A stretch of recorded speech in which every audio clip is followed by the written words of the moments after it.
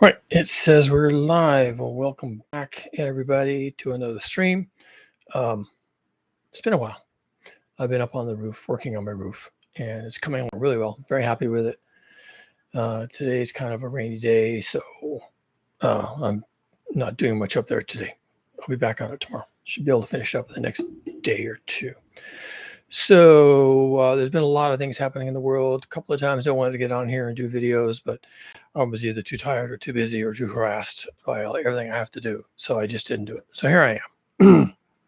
And what I want to talk about today is Donald Trump gave a talk, a lecture, a presentation, a book report to the UN. Kind of screwed it up, but I think everyone is sort of used to that by now. That's like on brand for Donald Trump, is screwing up a talk because his teleprompter stopped working or something. And so he didn't have his teleprompter, didn't have his prepared notes, whatever. And so he just launched into all of his usual, whatever you want to call it, pet peeves, right? All the injustices he sees in the world. And one of the injustices that he feels is crushing the world and crushing Americans is this hoax he calls hoax of climate change. And he went on to say some things about alternative energy, electric cars, the importance of burning coal for the economy, and a bunch of other things. And so he's right about a lot of that stuff. I've heard him say these things before. It's on brand for him to say these things. And when he says these things, I have to agree. Now, he can be right about some things in the same way that a stopped clock can be right twice a day. It's meaningless that he's right. It's meaningless that the clock is giving the correct time twice a day. The clock hasn't worked for decades, right? And same thing with Donald Trump. He has been correct about anything for decades, except sometimes he's correct on accident. So he says some things that I actually believe are true. And I wanted to say that they are true, not to give him credit, but simply to say that, yeah, he's right. What's the point? Well, because I think it's important that people know that these things are true. Not so much because he said it. Because when he says it, people say, that Donald Trump, he's in denial. He's a denialist. He's anti-science. He's anti-intellectual. He's pro-fossil fuel industry. And all those things are true. Okay, all those things are true. But when he says things that are true, you need to step back. We all need to step back and say, well, he's right about that. Because if you just say that everything he says is wrong, then you're going to believe some untrue things. Because some of the things he says are right. And I know a lot of people believe untrue things as regards to our approach to climate change, our approach to problems associated with global heating, where the greenhouse gases are coming from, where they're going, what do we have to do about that? People have all kinds of thoughts about that, and 99% of the time they're wrong. It just doesn't comport with science. What people believe doesn't even comport with reality. People say things that just are not possible. And that's what I want to talk about. So what were some of the things he said that I'm like, yeah, okay, fine. I can't disagree. He thinks that alternative energy is a scam. Alternative energy, what's that? Solar power, wind power. Some people include nuclear power. Fine, I don't care. You're going to see why in a moment. I don't care. And hydropower, geothermal. There's some things, right? There's some things, and it's a small list. And he says it's all a scam, and he's right. It's not that it doesn't work. Of course, you can generate electricity with solar panels and wind and some other things, and go ahead, right? I've got solar panels on my roof. I use the electricity. That's fine. It works. It's not a scam in that it doesn't work, because it does. It's a scam in that it isn't doing what these sellers of this technology are pretending that it does. Alternative energy is not really alternative energy. What it is, almost every single time, is electricity. That's what it is. It's not energy in the sense that all energy is the same and we're all full of energy, and there's good energy and there's bad energy, and I want more energy. I'm feeling de-energized, so I'm going to massage my chakras and inhale some incense and I'll have better energy. Okay, it's not energy like that. Alternative energy is electricity. That's what it is. And we like electricity, and however you get your electricity, you like having it. And I get most of mine. 99% of my energy comes from my roof. That's a decision I made, and I'm sticking to it. Other people will buy solar electricity that someone else is generating, and they'll feel good about that. They're using solar electric, they're using wind farm electric, and that's fine.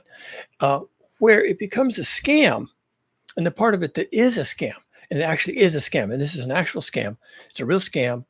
The part of it that is a lie or a con job is that alternative energies is an alternative to fossil fuels, because it's not. Let me explain. So when Donald Trump says it's a scam, I also say it's a scam. And then we look at each other and say, hey, that guy's right. Okay, but he's right for the wrong reason. I'm right because I understand why it's a problem. You can't. This is complicated. There's a couple of things going on here. One, our electricity usage, which is physics, are not energy. Our electricity usage is 20% of our entire energy portfolio. The other 80% is derived from fossil fuels. Furthermore, and that part would be hard to live without. That part is transportation, including aircraft and cargo ships, modern agriculture, communications, a bunch of other things. It's also all the infrastructure. All the infrastructure is manufactured, made, in case of roads, manufactured in place. All the infrastructure manufactured, maintained, installed, operated, programmed, renewed using fossil fuels. Your electric car, which runs on alternative energy, electricity, okay? Your electric car runs on a road made of asphalt that all the other cars use. And your electric car stops at an intersection that has traffic lights that direct all the traffic, and all the electric cars and all the gas-powered cars are dependent on that intersection working. And if a light goes out in that intersection, then there's a dude who comes out at 3:00 in the morning in a truck with a light bulb, and the light bulb was manufactured in Germany. Okay, it was shipped over here on a cargo ship, and he goes out there in his truck at 3:00 in the morning. He gets up on his bucket truck and he replaces that bulb. That's infrastructure. Not possible without fossil fuels. Simple as that. The place you're going to go in your electric car using electricity, okay, that destination is made possible using fossil fuels. That's the 80%. Or you're going to the grocery store to buy groceries. That grocery store was built using fossil fuels. The cooling systems may be electric, but the cooling operate on electricity, but the cooling systems themselves, the refrigerated units, the compressors and all that is all made in Germany or Mexico or who knows, Spain, right? And they get shipped over here and we install them, and all these people have to run around in trucks maintaining all this stuff. And then all the food at the store. So remember, you're driving to the store in your electric car. You're driving on an asphalt pavement with traffic signals, and you're using all of this infrastructure that was made using fossil fuels to go to the store, which was made using fossil fuels, to get food that ends up on the shelves because of fossil fuels. Because there's an 18-wheeler truck running on diesel. Well, it could run on electricity. No, it can't. And if they could, they would, but they haven't and they won't. So the 18-wheeler pulls in there, opens up its big doors in the back and unloads all this stuff into the store. And then the employees come to work in the morning and they all come in their private car or on a bus or a train or something. And then they have to go in the store and they put all this stuff on the shelves for you so you can drive there in your electric car, your alternative, and participate in consumerism and capitalism, all of which is run on fossil fuels. That's how it works. So this whole meme, this whole mind fuck about where, oh well, we'll just green our economy, we'll just use alternative energy for everything. Maybe, I mean, I'm an engineer. Okay, I could probably figure that out. I could say, okay, well, this is what you're going to have to do. Wow, I don't know, but we're not doing that. We're not, and we're not going to. Why? Because it's too expensive, it's too disruptive. There are all these vested interests that don't want it to happen, whatever. The Illuminati, the Bilderbergers, whatever conspiracy you want to come up with, doesn't matter, really, frankly. It didn't happen. It's not happening now, and it's not going to happen. And we're running out of time, so it's not going to happen. So your alternative energy is 20% of your energy consumption. That, the electricity part of it. And you can have an all-electric life.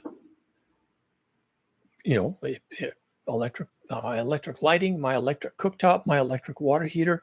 I have an all-electric life, and it runs off my solar panels, and 98% of the time, 350 days out of the year, 250 days out of the year. Yeah, that's about right. 355 days out of the year, it's good enough.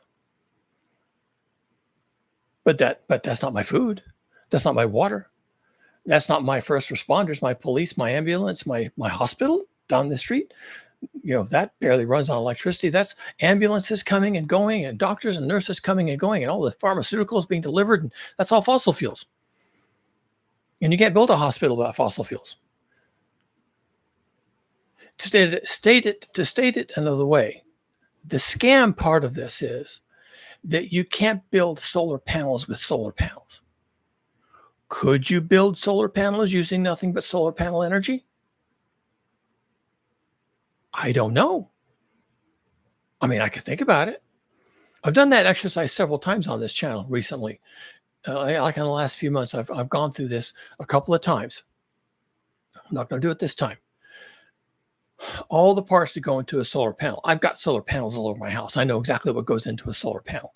It's not much, actually. They're very simple machines. But every single part of it is made with fossil fuels. Now, people will tell you, oh, well, that's okay. It can be made out of fossil fuels. We call that embodied carbon. Yeah, that's fine. It takes carbon emissions to build a solar panel or a wind turbine. That's okay, because later on in the lifetime of that device, you're going to offset your carbon consumption, fossil fuel consumption that went into building that solar panel by generating electricity, which does not use fossil fuels. And that's okay, fine. Golf clap. Yeah, you can do basic math. Okay, fine. That is not actually the problem. You can't make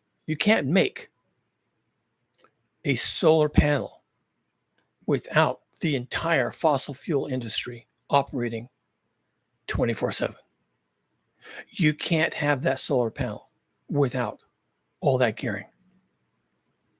So the gearing has to be there for you to have a solar panel, so that you can say, I will offset the carbon footprint of this solar panel in 3 years or 2.5 years or something. Do some math, whatever you want to come up with. It's all very cute, but you're kidding yourself. It's a scam, because you can't have that solar panel without the 80% of our economic output that is driven by fossil fuels. You can't have that wind turbine without the 80% of the infrastructure that is built, maintained, and driven by fossil fuels. You can't have that electric car. I don't care what brand it is. Any brand, name one, without an entire infrastructure built and maintained and operated on fossil fuels. It doesn't matter that it will pencil out eventually, that the carbon footprint of my Tesla will be offset by my not burning fossil fuels within 10 years of the purchase. You can't have a Tesla without fossil fuels. And that's why this is a scam. They're lying to you. Another way to state it is, we're not going to consume our way out of this shit show that consumerism got us into.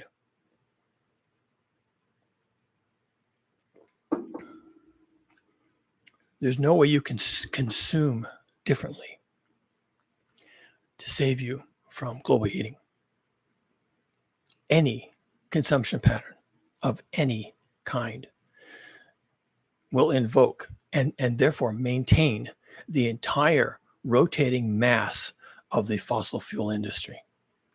Anything.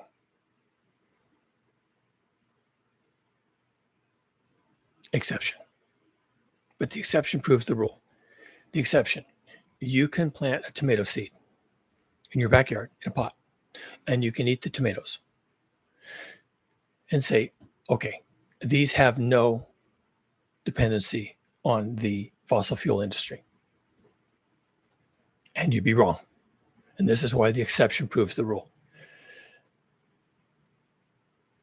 You watered that tomato plant with rainwater, did you? Or did you go down to the river and pack water out of the river in a bucket to water your tomato plant? Of course you didn't.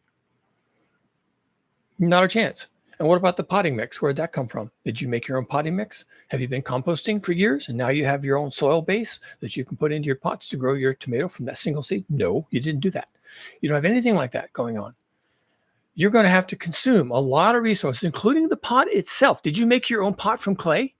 Did you go out somewhere and found a mountainside that had a clay resource, and you brought the clay back, 25 pounds of clay, and you wetted the clay and you worked the clay and you shaped the pot, and then you fired the pot in a in a pile of wood.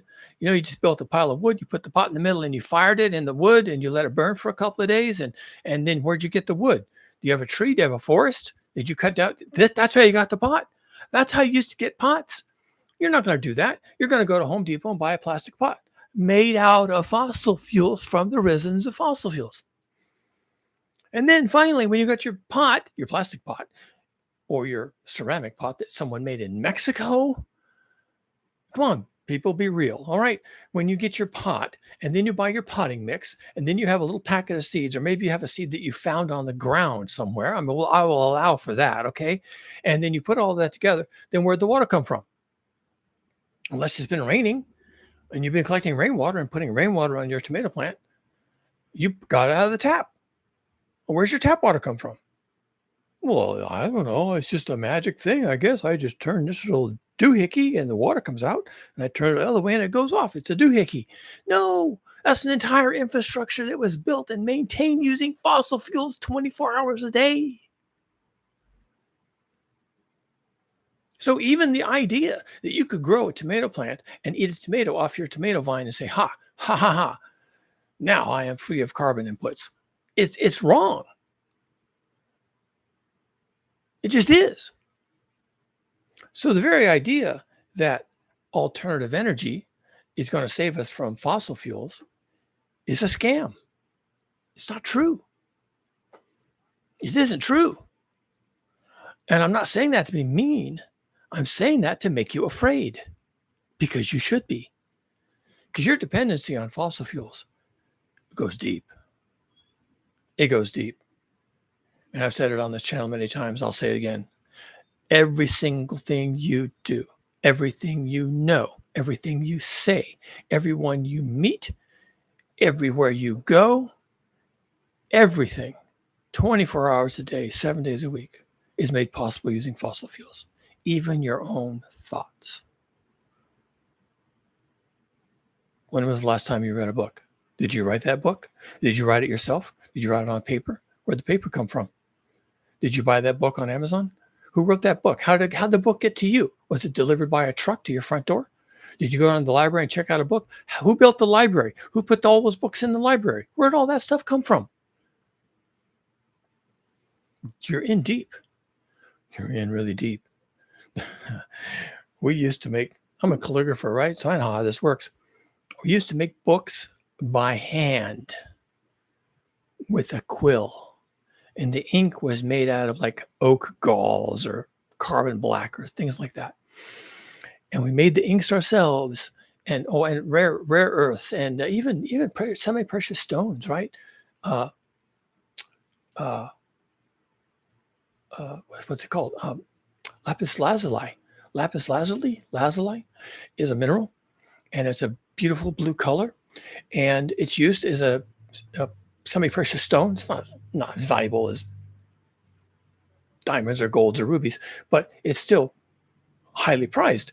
And but you can take it and you can grind it up and make a very, very fine powder. It takes a long time, lots of grinding, right? And you have all this grinding, and then you can make your own ink, and you have a beautiful blue ink. And they would make books by hand. Oh, and they would make them not on paper. The Chinese invented paper, so that came later. But before that, before we discovered China, as Westerners, right? Chinese know all about this. We didn't. We would make our pages out of animal skin called parchment. And that was also an entire industry just to make parchments. And it would, they could even, I've seen the number, a book would require the sacrifice of 200 sheep to make a decent sized book. And given what was going on at the time, this is medieval, pre-medieval Western civilization. You were probably copying Bibles, right? Probably copying Bibles. So you could get a Bible handwritten on parchment, and it would cost 300 sheep, plus all the people involved in it. So that's a book. That was a book. Well, that's not how it is now. I'm a published author. I've got a book on Amazon direct publishing, right? It was 100 days published by me. And you can go on Amazon, you can get the book, and they'll get it printed for you. I don't have a copy of it here. No, I don't have it with me. It looks great. They did a great job. The paper is nice and the printing is perfect, and the writer was a genius, and the cover is amazing, and the colors are awesome, and it's all done with fossil fuels. The paper, the printing, the binding, all of it. You can't even sit down and read a book without being part of the fossil fuel economy. You can't plant a tomato seed. You can't grow your own food. There's nothing you can do. There's nothing you can do. All right. Hold on. Let's see how this works. You can be a woman of childbearing years, and you could conceive and birth a child without fossil fuels. Now, is that true? Let me think about that.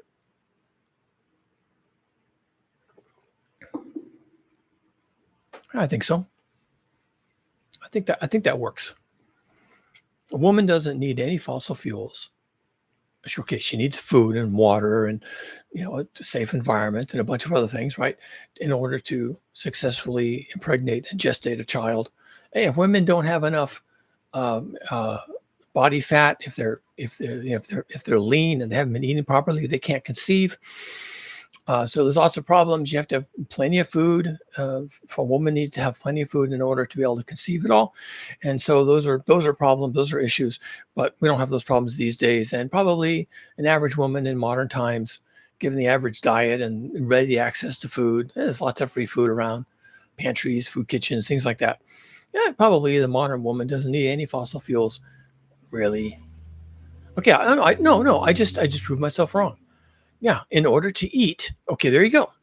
In order to eat and not be starving and have the requisite body fat content to be able to conceive, a woman needs lots of food. And where does that food come from? Fossil fuels. So there you go. Can't even conceive, gestate, and give birth to a child without fossil fuels, because that's where your food comes from. And if a woman is stuck scavenging in this environment, trying to find food, her body fat content goes from a healthy 50% down to 20% real fast. And then she becomes amenorrheic. She can't ovulate. because that's how nature does it. Most people don't know that. Many women do because they're taught all these things when they're girls, when they're in school. The secret lives of women, right? They know these things because they've been taught these things from childhood, but they don't stop to think about where their food is coming from until they don't have any.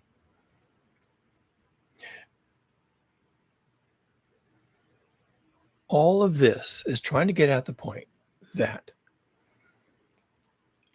the idea that alternative energy is going to supply us with everything we need it's incorrect. I'm not going to call it a lie because that implies that it's deliberate. So for some people, it might actually be deliberate. They may know that it's not going to work because you still need 80% of your energy from fossil fuels to do any of the rest of the stuff, including make alternative energy like solar panels. Some people may know that and still say, oh, yeah, we can have an alternative economy, a green economy made on just renewables. Okay, so they're lying because they know the truth. But most people who say this, oh, the green economy, renewables, it's easy. We'll just figure it out. We just need better leadership. We just need better funding. We need more research. We can figure this out. It's no big deal. Okay, they may actually think that's true, in which case they're simply misled. Perhaps by themselves, perhaps by other people, perhaps by the echo chamber they find themselves in, but it's not true. Only ever in the current environment, only ever 20% of your energy comes from electricity, which is the only form of energy. Electricity can be made by solar panels and wind farms and nuclear and hydro and all the others. All the other energy, which is generally used in some form of turbines or internal combustion engines, is fossil fuels. That's it. 80%. That's the story, folks. 80%. And that hasn't changed in 20 solid years of trying to change that. The percentage of our energy mix that is deliverable via electricity has stubbornly remained about 20%. Now, it's possible that more of that electricity comes from renewable resources as opposed to, say, burning coal to create steam to turn turbines, to turn generators like that. That's one way we make electricity. And we also use natural gas to do the same thing, to turn turbines and generate electricity. So maybe less of that now is done with coal. More of it is done with natural gas than used to be true. Still a fossil fuel, still creates a carbon footprint. And, even if a lot more of it now is done with solar panels and wind farms, those are 100% dependent on fossil fuels. You can't have them without fossil fuels. You can't make turbines with turbines, meaning electricity from turbines. You can't make solar panels with electricity from solar panels. It doesn't work. Could it? Yeah, maybe. Are we working on that project? No. Is anyone interested in that project? No. Why would they be? You don't have to. Most people don't look too deep. To get them on board with alternative energy, you don't have to sell the entire concept. You simply have to tell them your solar installation, and it might be on your house, it might be for your community, it may be for your state, okay? Your solar installation will offset its carbon footprint used in manufacturing in 5 years or 10 years or whatever it is. And people say, great, offsetting my carbon footprint. That's what I want to do. No, that isn't what you want to do. What you want to do is make solar panels using solar panels. And then maybe at some point there is no carbon footprint. Maybe at some point it's all carbon free. And now you're making solar panels using the energy output of solar panels. But we're not doing that. It isn't done. It can't be done. The mining alone of all the materials that go into solar panels. Plus, there's a lot of plastics in solar panels. Probably half the material that goes into a solar panel by weight is resins. Yep, plastics. Half or more. And there's an aluminum frame which has to be aluminum, aluminum ore has to be mined. And then there's electronics, including these silicon wafers. And maybe you could do that with electricity, but you can't make the silicon fab with electricity. You make the silicon fab using fossil fuels.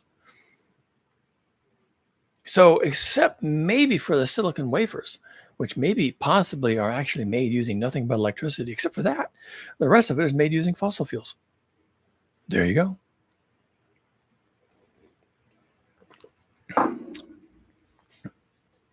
Donald Trump also likes to say things like, forget electric cars. Electric cars are a scam. You need to buy gas-powered cars. They're better for the economy. They're better for the environment. And he says all these things, right? You can buy an electric car if you want. If you need a car and you would rather have it be an electric one, then go ahead. That's just a change in consumer behavior. You're still buying something and you don't have any inputs into how it was made. And of course, it was made using fossil fuels because 80% of what we do is done with fossil fuels. So you can have your electric car. What's the point of having an electric car?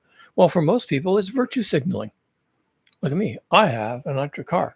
I'm not contributing to global heating. I'm not contributing to climate change. So I can drive my electric car anywhere I want to go because I have the halo. I'm the one wearing the halo and I am the pure person and I have the thing and I am the better person. Virtue signaling. They're virtuous. And that's fine. Nobody buys an electric car. Watch it. This is a tricky statement. Nobody buys an electric car to get themselves out of the fossil fuel energy trap. That would be a really good reason to buy an electric car. I mean, from a first approximation, I'll explain in a moment why it still doesn't work. From a first approximation, there's a good reason to buy an electric car because you're worried that fossil fuels are going to be withdrawn in some sort of a rug pull, right? Some sort of an abrupt cutoff, and you still need to be able to get to work, and you still need to be able to get your children to school, and you still need to be able to get to the big box shop, the Costco, whatever, to get your case of Cheetos and soda pop. And so you want to do that with electricity because you're worried that there's going to be interruptions in the fossil fuel supply. That's a sound proposition. That's you saying, I understand what's happening, and I'm going to get a little bit ahead of it. I'm going to edge a little closer to the lifeboats.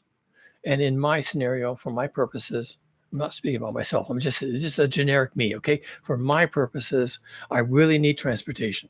And so I'm going to get an electric vehicle so that if the fossil fuels get cut off or they put a big carbon tax on it or there's some sort of an interruption and there's long lines and these kinds of things, I will have my electric car and I won't have those concerns. That's a really valid reason to get an electric car. It may be the only valid reason because you're not weaning yourself off of the fossil fuel industry by having an electric car because it was made using fossil fuels. And you can't have electric car industry manufacturing without a fossil fuel industry. These two go together. So unless you're making your electric car yourself, and you can't do that, I mean, I don't even know how to start. You go to the wrecking yard and you get a used motor. Well, where'd that motor come from? And who's operating the wrecking yard? And how are you going to get the other things you have to have, including batteries? Okay. Unless you're making your own electric car, then that electric car is part of the infrastructure of fossil fuels. These two things go together because manufacturing can't happen without fossil fuels. This is how it is. You can't make solar panels with solar panels.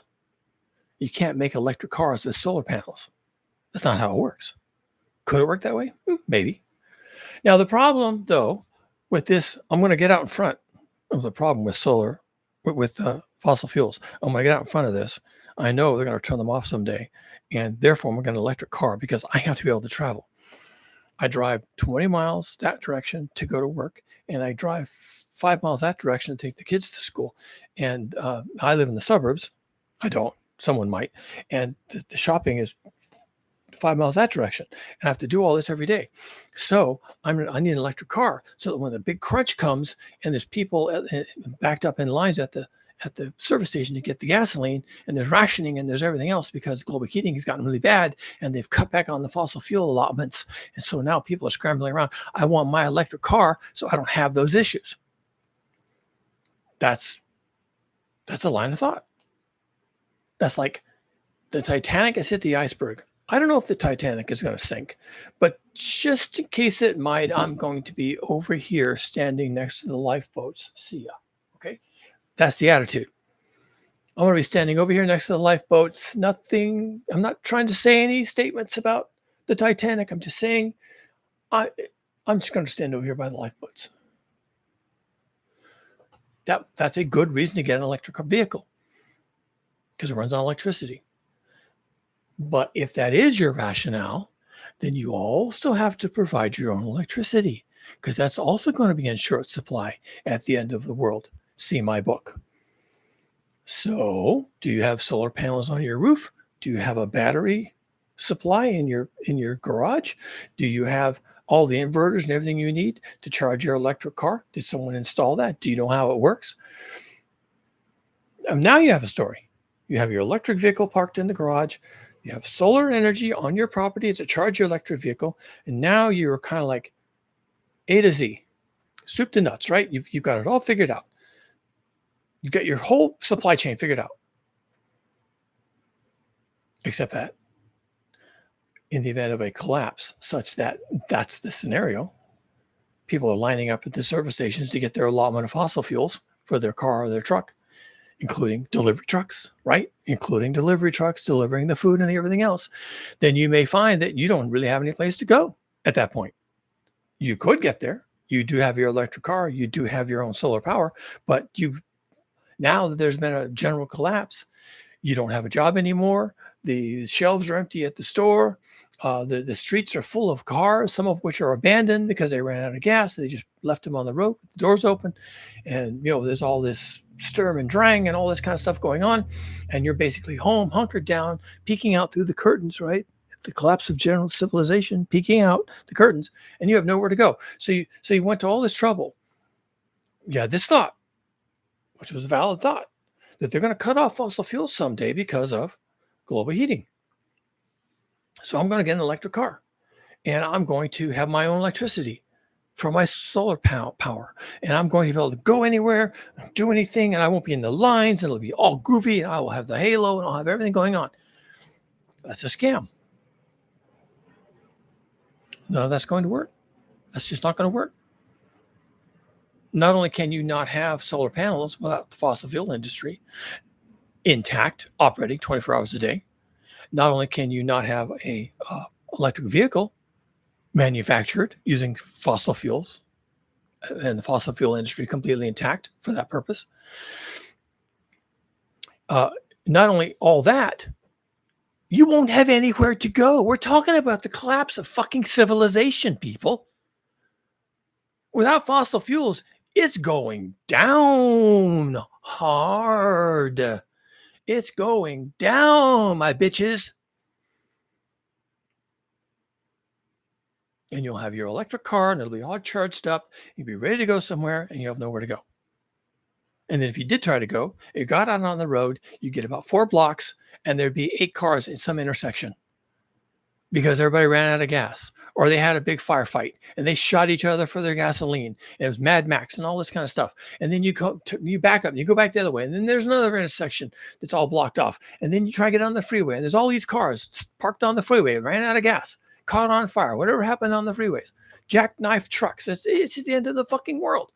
What do you expect it to be like out there? And you have your electric car and you've got your own solar panels and you're going places, you got nowhere to go. It's a scam. It's a con job that this is going to save you. And when Donald Trump gets up there in front of the UN and says, yeah, electric cars, this is bullshit. We need good, powerful, gas-powered cars. It'll climb any mountain and go as far as you want using our existing service station infrastructure, and this and that and the other thing. And that's not going to work. I mean, that's all dependent on fossil fuels. That's all done. That's not going to work. It's going to be the first thing to fail. Read my book. And your electric car being your salvation, if that's what someone told you, or if that's what you were allowed to think, that's all a con job because it's not going to work. It's going to collapse along with everything else. You'll have your electric car, you'll have your solar panels, you'll have your battery array. You can charge your car in your driveway, in your garage, anytime you want, and it won't matter because you'll have no place to go. What's your priority at that point when the end of fossil fuels finally hits? Because it will. It has to, it must, and so it will. If something must happen, then it will happen. And so what happens? What's going to be like when that day comes? Well, you're not going to be driving anywhere. In fact, being out on the roads will be the last place you want to be. You're going to be home and you're going to be hardening your perimeter and you're going to be talking to your neighbors and you're going to be tearing down your backyard fences and you're going to be pulling your resources and you're going to be helping each other start gardens, pulling up the ornamental shrubs and pulling up the grass and getting to the dirt, turning the dirt and making mounds and making rows. And you're going to help each other plant and you're going to help each other water and you're going to keep an eye on each other and you're going to all, and the children will all be home. They won't be going to school. They won't be going to anywhere. And you're not going to work and you're not going to the big box shop. And your electric car is probably sitting in the garage and you'll never use it again. You just won't. It's done. It's done. All that's done. That whole thing is done. All of it. You want an electric car? Go ahead. You want to do some virtue signaling? Wear the halo? Fine. That's fine. Whatever turns your crank. But that's not going to save you in the end. It's just narrative warfare. So when Donald Trump says that the alternative energy economy, that's a hoax. The green revolution, that they're just pulling your leg. Electric cars, that's not going to save us. We need gas-powered cars and we need more infrastructure. He's not wrong. And people who think he's wrong and you say, well, he's wrong. They haven't thought this thing through. Okay, maybe that's my job. Maybe my job is to think things through and then write a book and get on here and talk on YouTube and harangue everybody that you're all wrong. You're all got your head up your ass or whatever. Maybe that's my job. Here I am doing my job. Whatever. Who cares, right? But it's true. And it's not true because I say so. It's true because of physics.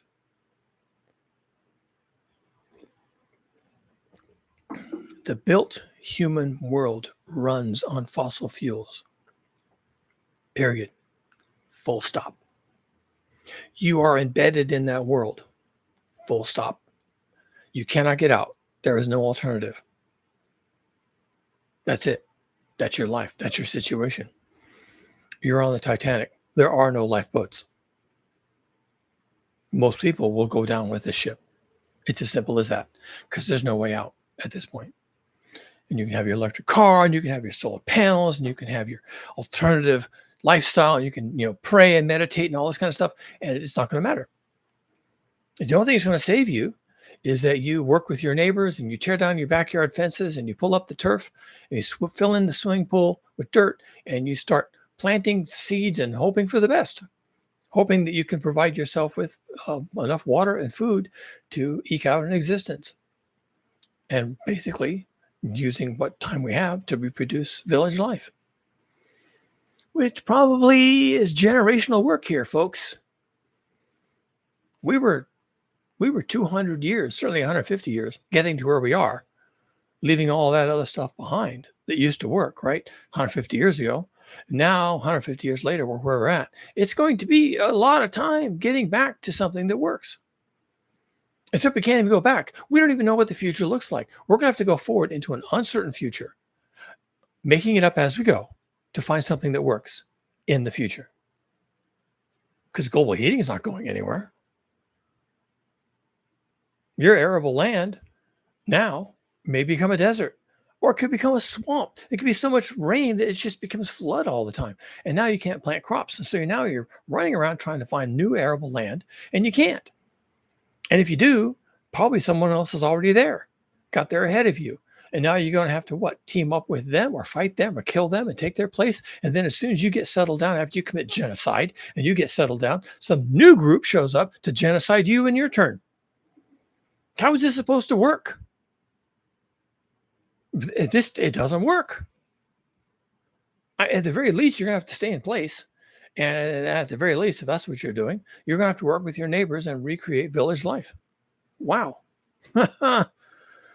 You're not hearing that from anybody but me. It's why I wrote the book. It was 100 Days, a post-collapse novel. It's about the challenges and the steps necessary to rebuild village life. Perpetual Pleasurist says, people have too many post-apocalypse fantasies.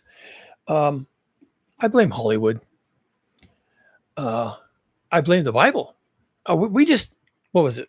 This week, right? We're supposed to have the rapture. Wasn't the rapture going to pull all the good people into heaven where they were going to, live on, milk and honey? I don't know what's going on, but it didn't happen. And so we have this, it's a gestalt, right? It's a mindset that the future is always better, that we can figure it out. It's this what is it called? Techno-triumphalism, right? That we're going to figure this stuff out. And all it means, we have to apply technology. We have to, believe in God. We have to do all these other things. And this is all fantasy. None of this comports with physics. The rapture on Wednesday was nonsense. It doesn't align with physics. And the idea that people are going to have a green economy with alternative energy doing everything, including making alternative energy, because we need more of that all the time, right? This is like the rapture. It's like the rapture that we're just, we're going to go along doing what we're doing now, and then a miracle happens, and then all of a sudden it's milk and honey. It's like, hold on, there's a lot of missing pieces in there where you go from what we're doing now with 80% fossil fuels to some land of milk and honey way out here, someplace in the future. And it's like, well, how, when, who, what are we going to do to get to take this, what we have, which is bollocks, and make it into a land of milk and honey for everybody. Okay. Every single person, of course, because that's what you have to do. That's fairness. How are we going to do that? Donald Trump will tell you, oh yeah, you're not going to do that. That's a scam. He's right. He happens to be right on that one. Now, he doesn't know he's right. He just thinks he's sticking it to the libs and the woke and the other stuff. But like a stopped clock, he can get right once in a while. Donald Trump, even though he's basically an insane moron, he can still be right once in a while on accident. And we are not going to turn the corner on this. 80% of what we do is based on fossil fuels. And that means that 100% of what you rely on, net of net, is reliant on fossil fuels. I have solar panels. I have a battery array. I make all my own electricities. I have a completely electric house. I have a heat pump water heater that came from Germany. All of it made possible with fossil fuels, including the batteries from China and the solar panels from China and the water heater from Germany. All of it, 100%, not 20% of it, alternative energy. None of it, alternative energy. 100% of my electric house is made available to me, shipped to my house, Amazon Prime or whatever it is, using fossil fuels. And then I provide my own alternative energy to operate it. And that's how it is, people.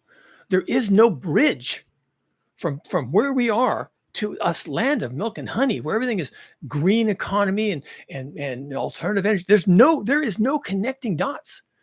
The dots don't exist because of physics. You can't make this stuff with alternative energy. Alternative energy is always electricity. And we don't make solar panels with electricity. So we have to keep the fossil fuel industries working to have solar panels.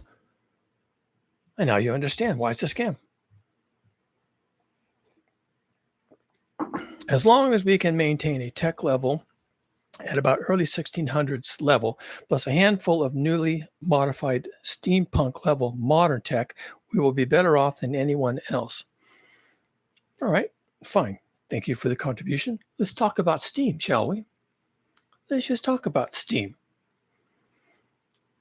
Steam was the beginning of the Industrial Revolution, but it did not jump out full made from the brow of Zeus.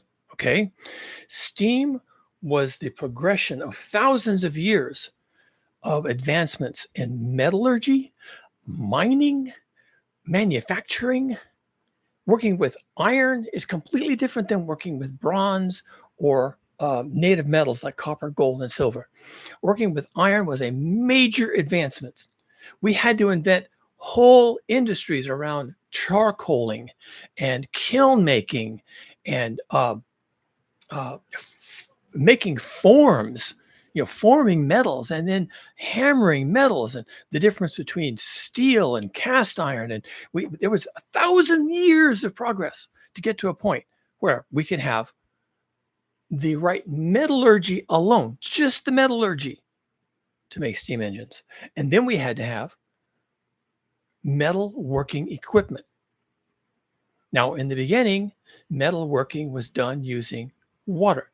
You had water that would flow around a wheel, and the wheel would transmit rotational energy into a manufacturing facility, and then they could have automatic hammers that could rise and fall because of the water motion, and they could have belt-driven assembly lines and belt-driven lathes, and you could use moving water, which is alternative energy.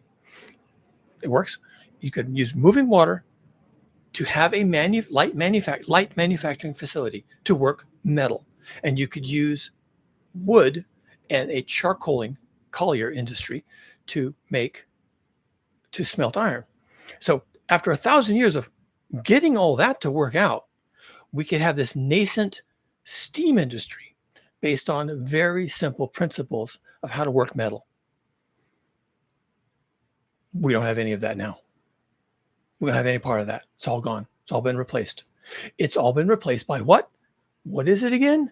Fossil fuels. It's all been replaced by fossil fuels. And everything that I just described of having a water wheel and an overshoot from a flume and turning up an axle, which would then turn belts, which would then have mechanical hammers, and which would then move bellows so that you could smelt the iron, so you could work the iron, so you could have a coal-driven a furnace to heat the iron, so you could work it with a hammer. All that stuff doesn't exist anymore. So to go back to a 1600s technology, we would have to reinvent from first principles 2,000 years worth of technological advancement. Now, we do know how it was done. We have plans on how to build water wheels. You can even find water wheels as like museum pieces scattered around the countryside. You could think about water wheels, and you could kind of figure out how to use water to run a light manufacturing. But who's going to be able to do that? Remember, even before people could do metalworking, I know you weren't talking about PP. I know you weren't talking about steam. You're talking about steampunk. I just want to talk about steam. Again, I'm trying to keep this in the realm of science and physics. I was big into steampunk for a while because I just thought it was cool. I guess I still am. I mean, I'm probably still big into it. It has a kind of an anarchist flavor to it, I think.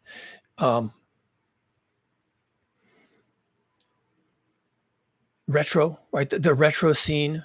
The Victorian hat and the goggles and the whole thing. I thought it was cool. There's a certain amount of cosplay, dressing up, and all that kind of stuff.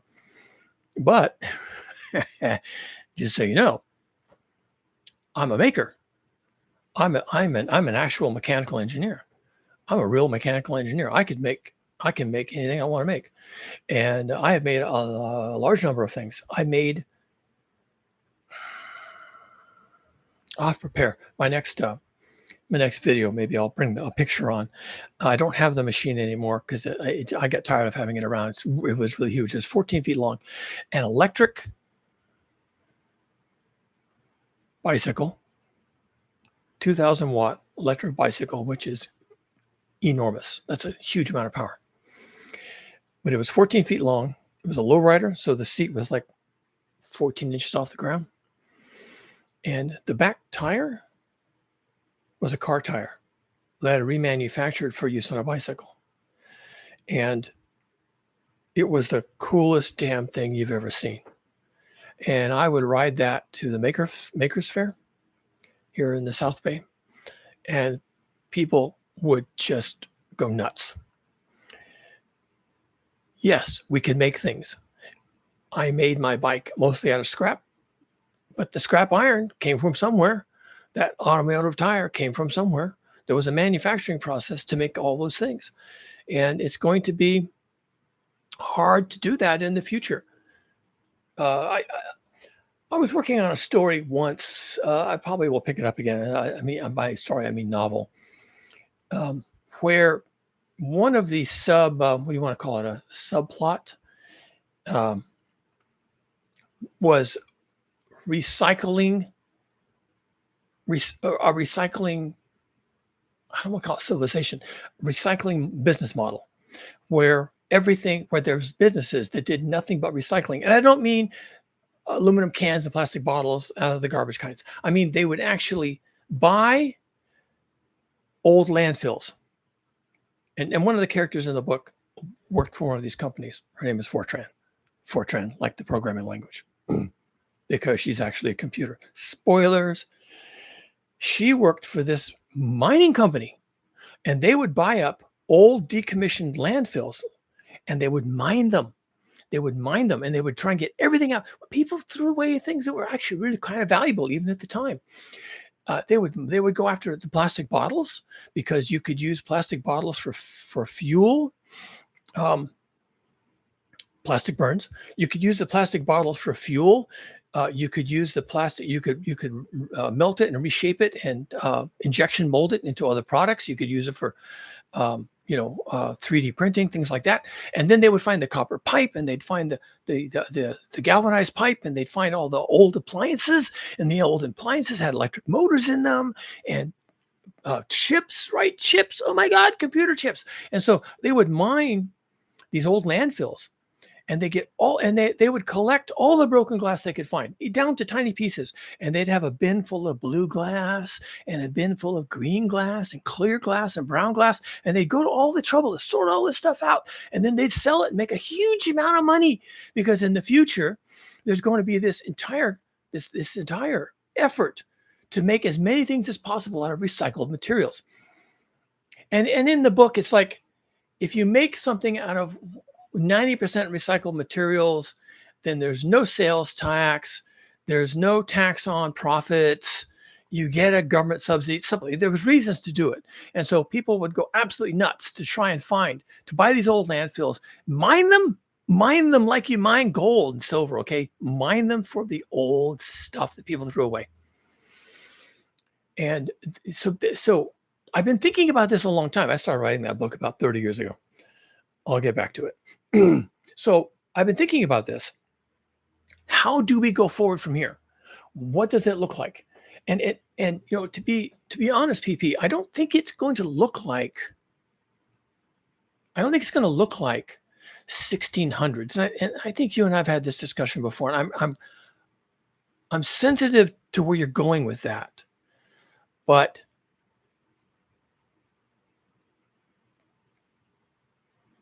and I tried to make this point the last time we talked, and here's the point.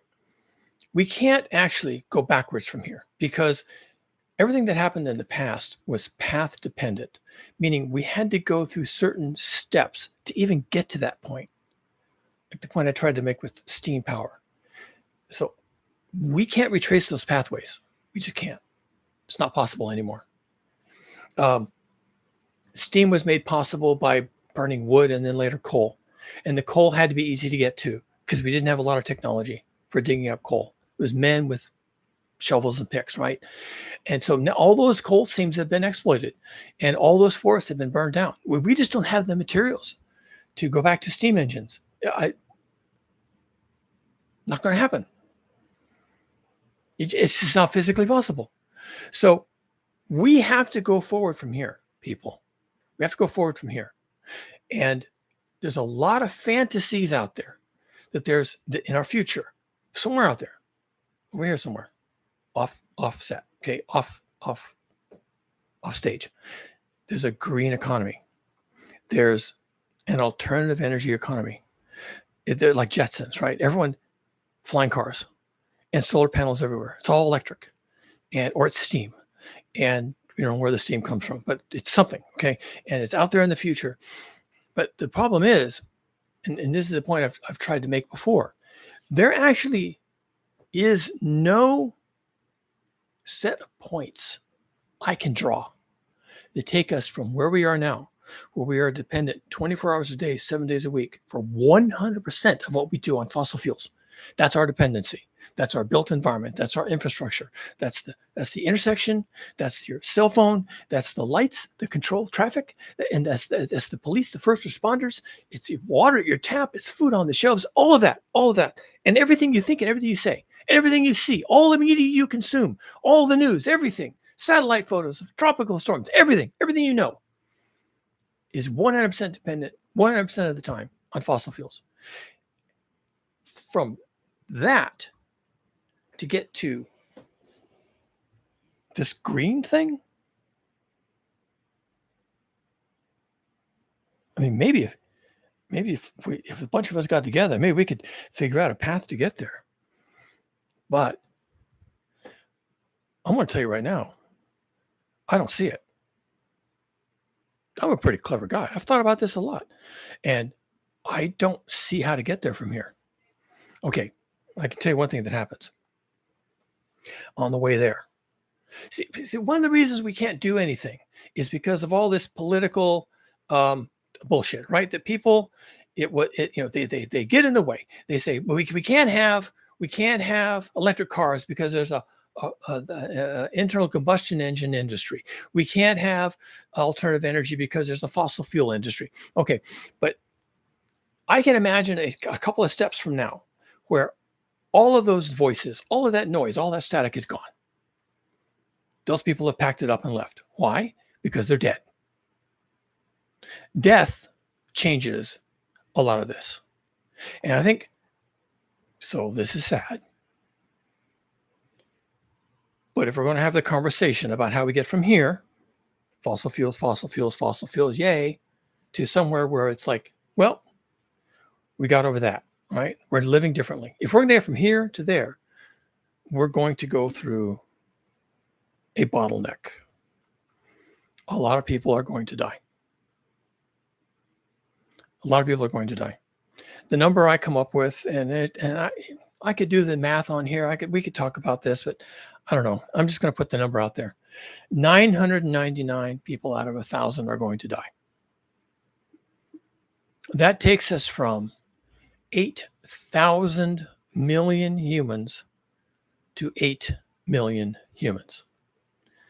And when we get to 8 million humans, none of whom are fossil fuel industry CEOs or lobbyists or engineers or field workers, right? That's all gone. Everybody's a farmer at that point. Everybody's a farmer. Everybody's a builder. Everybody's a maker. I mean, you're making pottery, you're making chairs out of wood that you carve by hand. We're all makers, we're all farmers, we're all agronomists, and we're all builders. And then when there's 8 million of us, we can start over doing something. I don't know what that is. It's not going to look like anything we've had in the past. Well, it might look like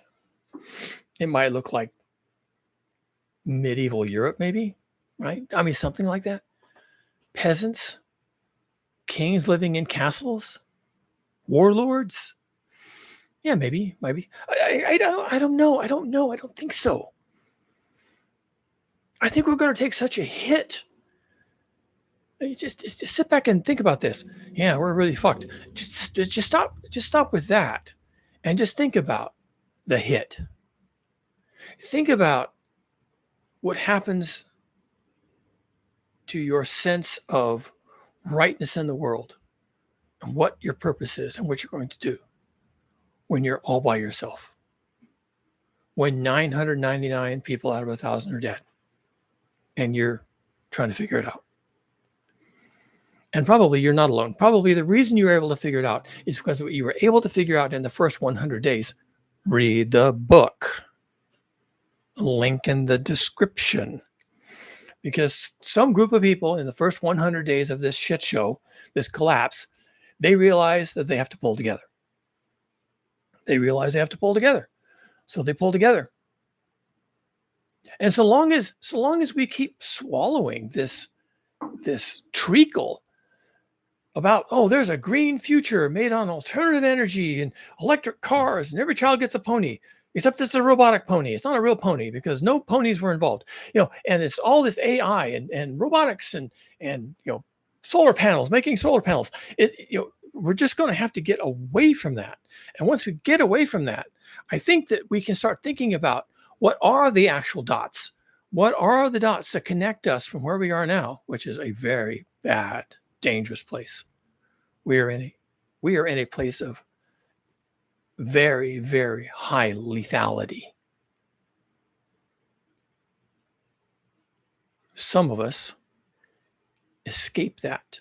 And through a series of steps, at least one of which is recreating a form of village life, because the lone monkey is a dead monkey.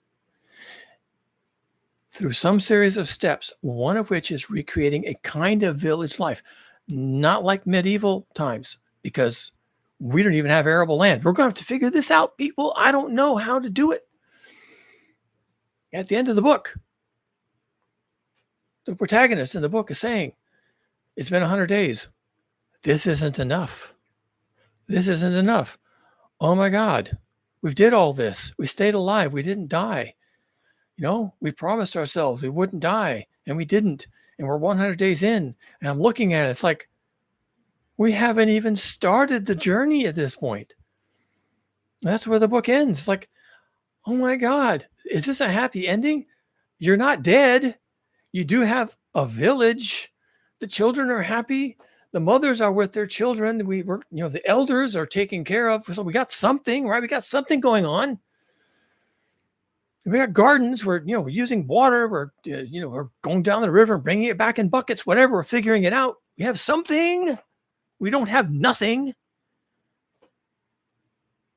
And this is after 100 days of work and not dying. We've barely turned the corner. We barely even started. We've just put our foot on the path. And 100 times. 100 days, 100 times. I'll save you the math. 100 days, 100 times is 27 years.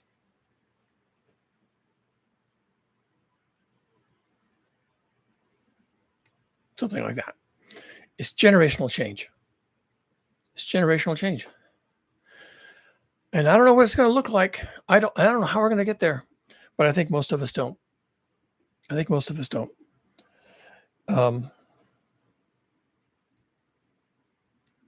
You don't get there on accident. It doesn't happen on accident. You could say, well, if we're lucky, we'll be there. There is no luck at all involved. The people that survived the Titanic weren't the lucky ones.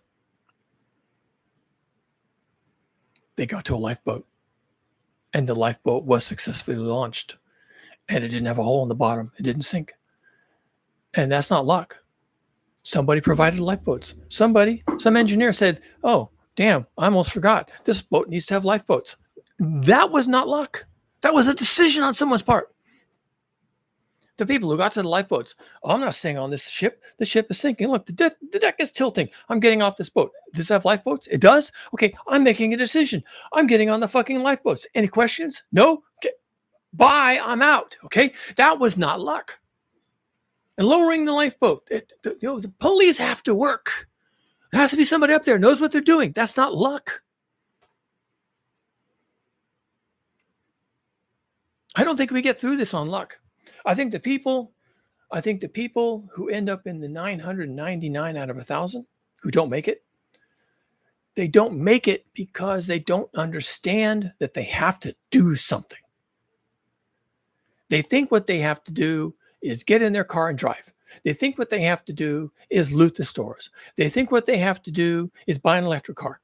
And those things won't work. And Donald Trump is right. I hate to say it, but when he says it's a con, he's right. It doesn't mean it's a deliberate con job. It could just be that we're conning ourselves. It could be this is wishful thinking. People do this all the time. It's fine. It's excusable. We want hope. We want a vision for the future. We want to have something besides dread. So we think, yeah, I'll buy an electric car. I'll set aside a case of water, bottled water from Kmart. I'll do something, right? But there's a level of thought process that needs to extend past what do I need to feel okay versus what do I need to build a village? And that's a completely separate thought that nobody can have because we haven't been taught to do that.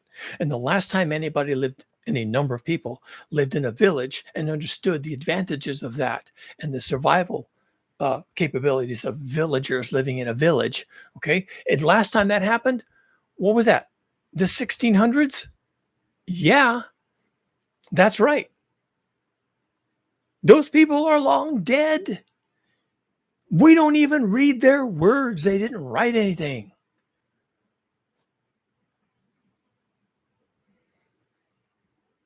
It was called the Dark Ages for a reason.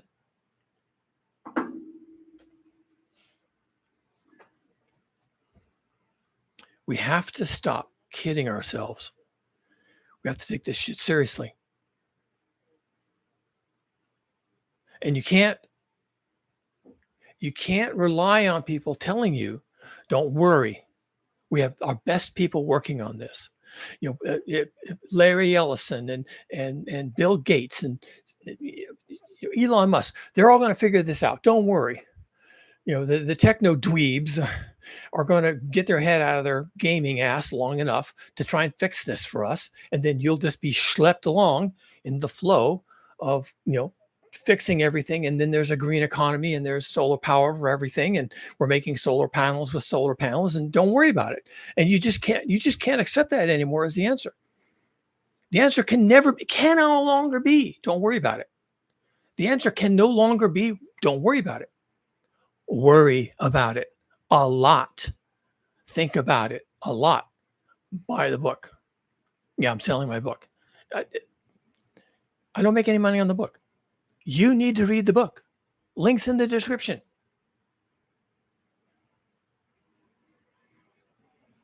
I wrote it for a reason. People need to start thinking. How are we going to get out of this mess? And it's not solar panel and alternative energy.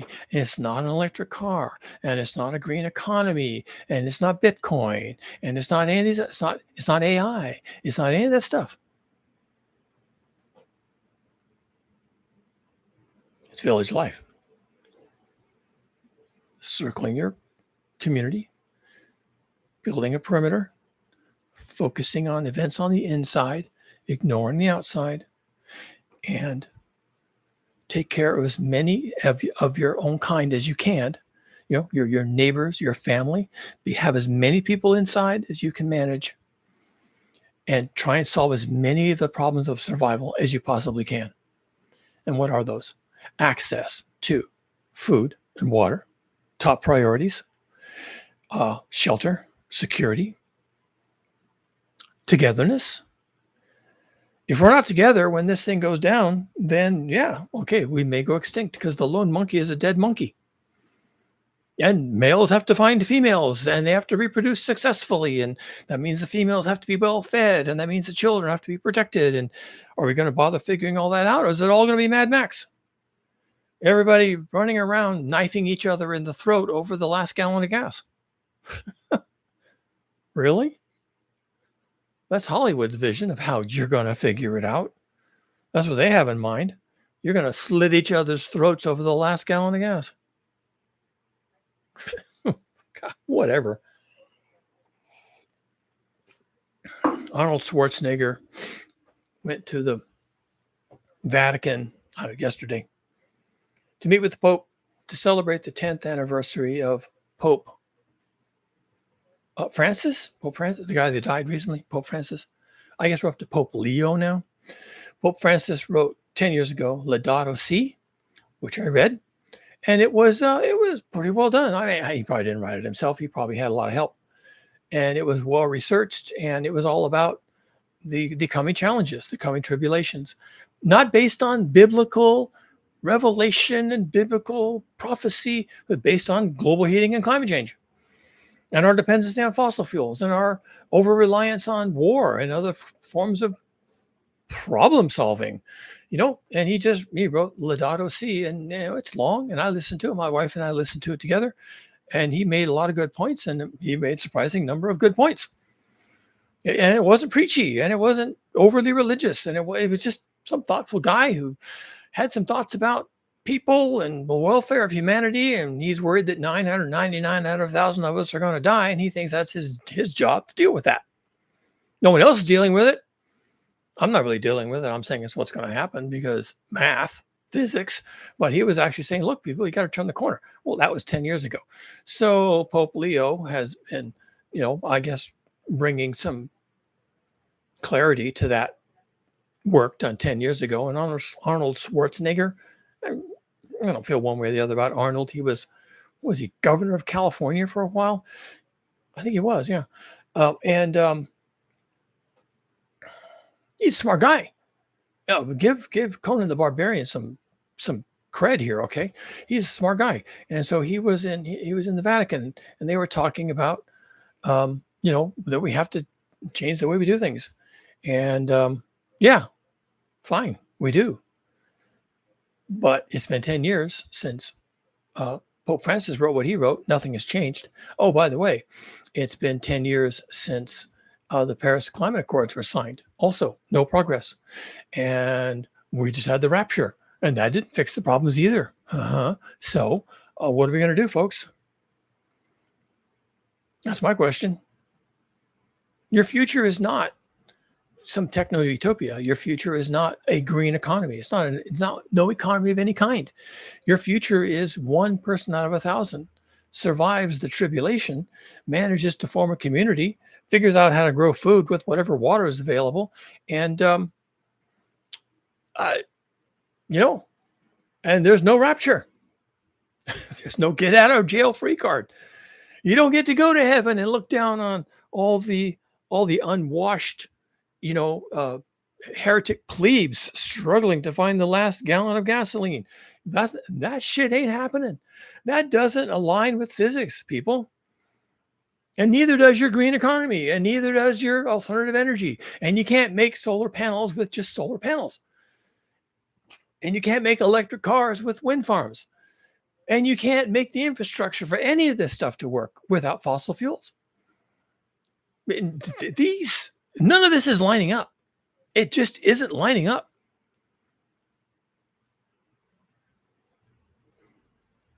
Yeah, physics. And who the fuck knows anything about physics? Nobody. They don't know about the laws of thermodynamics. They don't know about conservation of energy. They don't know about even the mechanical processes of manufacturing, which of course is all limited by physical realities. Metalworking is a big deal. Making machines to make machines is a big deal. Robotics is a big deal. This is all physics.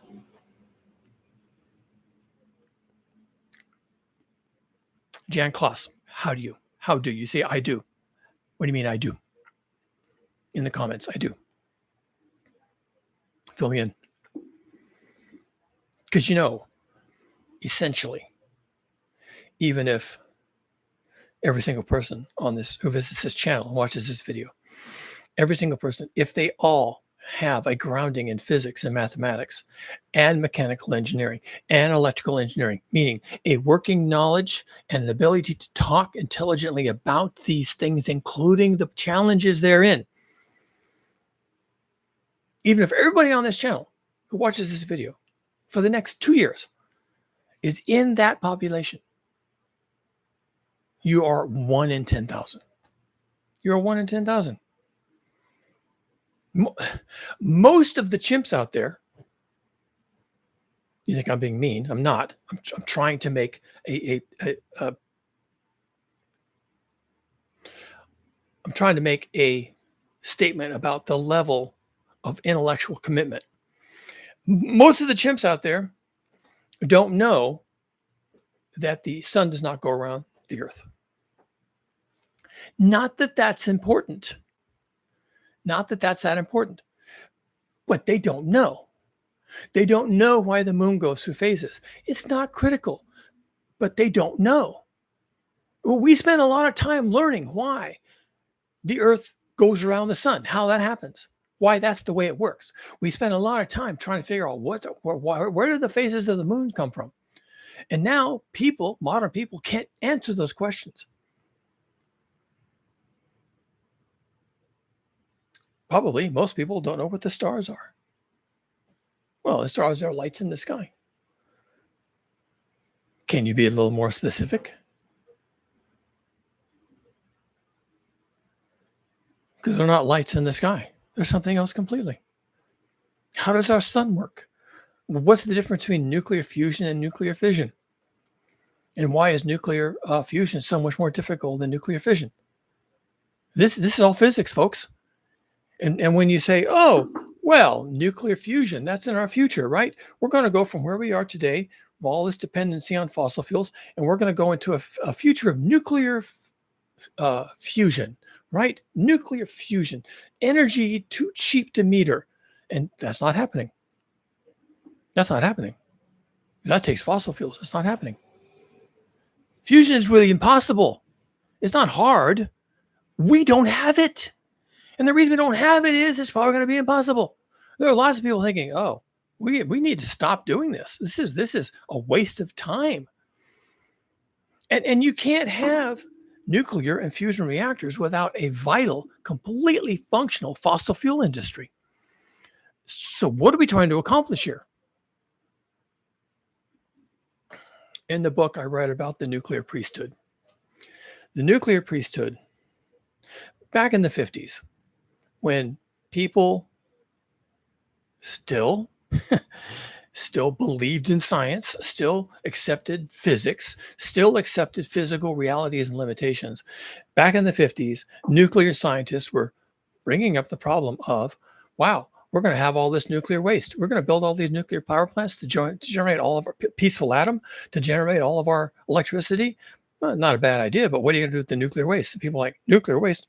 What is that? And so the physicist stood up and said, well, because of how fission works, you break these atoms, they turn into other atoms, but they're not usable for generating electricity, so they become waste. You have to dispose of them, but they're highly radioactive and they're highly toxic. And, and plutonium is really toxic and you have to get rid of it. And so you have to store these wastes. And some of the wastes are just, the equipment that was used to create the nuclear power plants and create the fuel. And then that machinery becomes waste itself. And you have to store all this stuff.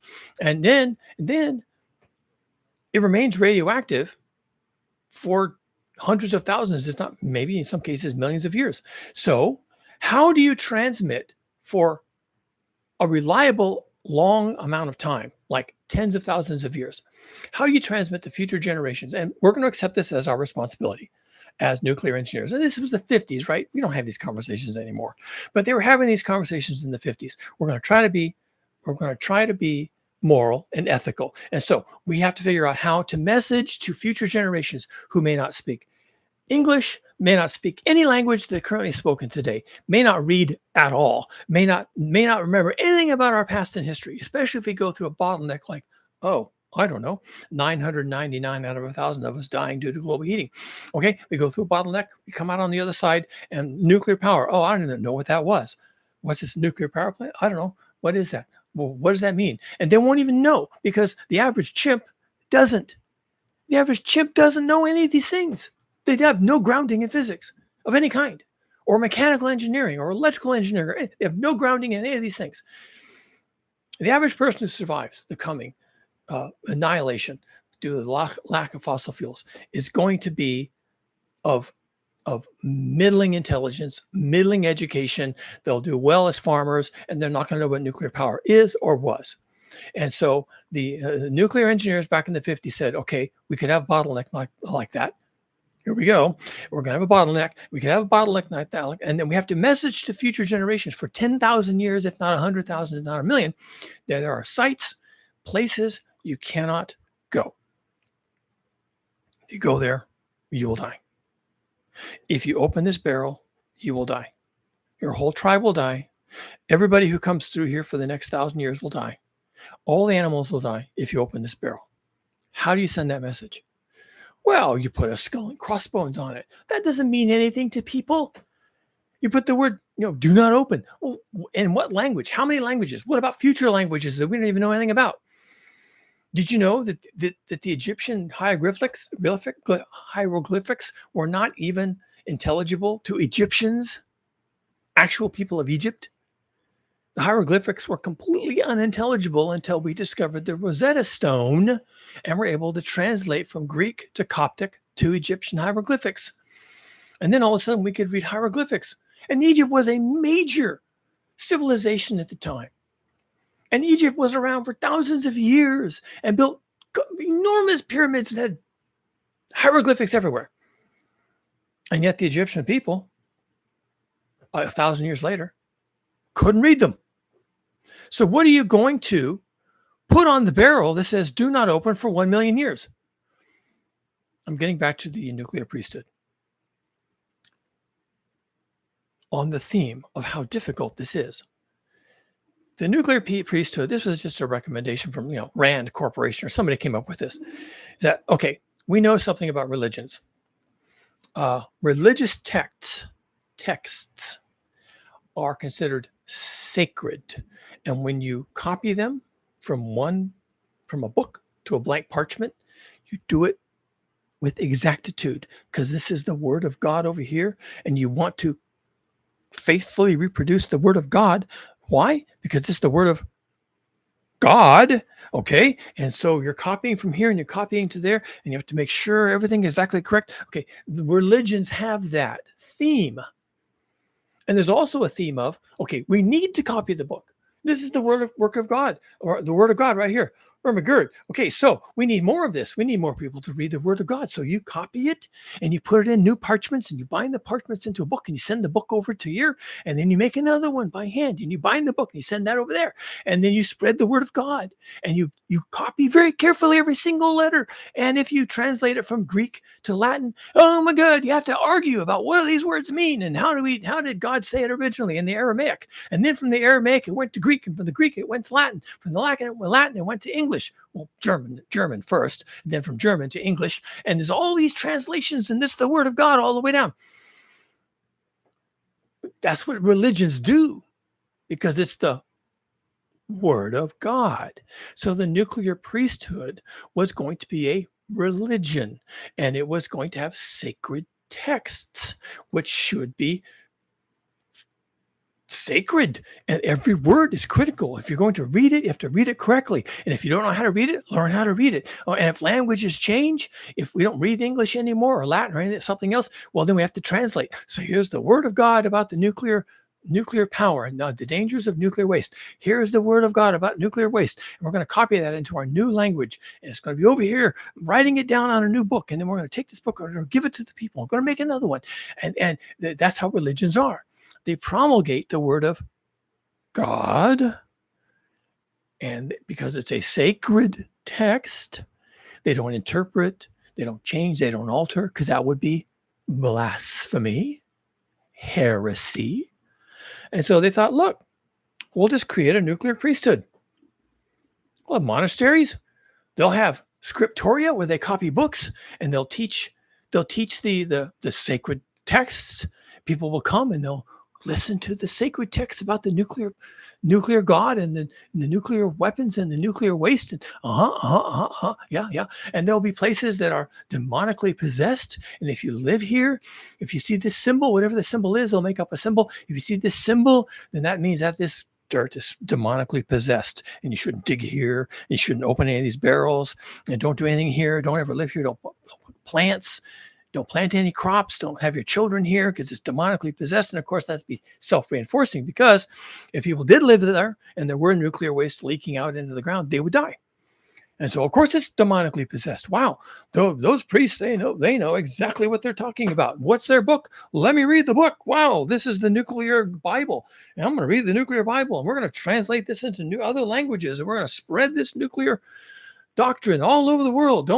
If you see this sign, don't open the barrel. If you see this land with this sign on it, if people are dying and they're dying with these symptoms, run away. It's demonically possessed. And nuclear priesthood, relying on the sacredness of the word to get the word out that there are places, because of nuclear waste or others, that are uninhabitable.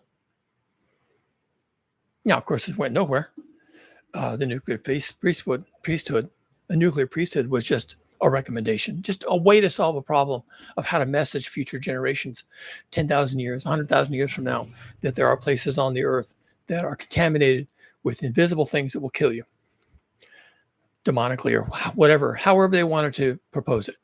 And of course, we don't have a nuclear priesthood. We don't even, the most of the chimps out there don't even know what nuclear energy is, or what nuclear waste is, or where it comes from, or why it's dangerous, or what nuclear radiation is, or anything. They don't know any of that stuff. Even in modern times, and we all, we have, you can go to college and you can learn all about radiation in a college class. You can probably in night school, probably go to a junior college, take a class in physics, ask some questions. You can get a book on nuclear disposal and the problems of nuclear disposal and all these kinds of things. You could get all that stuff, and you still wouldn't understand it. And if you did, do you even know where these wastes are buried? Will you even know not to go there? These are the kinds of problems we have going forward. And when people tell you, oh, nuclear power will save us, we'll just do everything with nuclear power. One, you won't do fossil fuels with nuclear power. And two, that's only the electricity. Nuclear power is just the electricity. And then three, what happens when civilization collapses because you got no fossil fuels? Because you couldn't have fossil fuels because of global heating. What are you going to do with the nuclear power plants? Well, I can tell you what you're going to do with the nuclear power plants. You're going to walk away. That's what they do. They're going to walk away. These are corporations, for fuck's sake, or governments. You seriously think they're going to devote the last of their resources to cold shut down all the nuclear power plants in the world, and to do this in a way that is completely controlled, completely safe for future generations? You think they're going to do that in Russia, in China, in the U.S., which is completely FUBAR? You think any of these corporations are going to shut these things down in a safe way? No, they're going to walk away. They're going to walk away and say, well, that was fun. We did a kind of a shutdown. We left the fuel rods inside because they're safer in there, but it's cold shutdown, and we'll come back. This kerfluffle about the fossil fuels, we'll figure it out, and we'll come back and we'll decommission this power plant. Never happens. Never happens. And it's sitting there, and it's surrounded by a barbed wire fence, and people are looking for metals to recycle, and pretty soon they're in this power plant pulling out the fucking fuel rods for the aluminum cladding. For fuck's sake.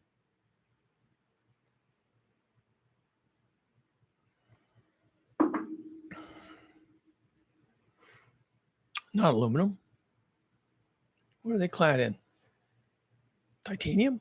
Magnesium? Metals.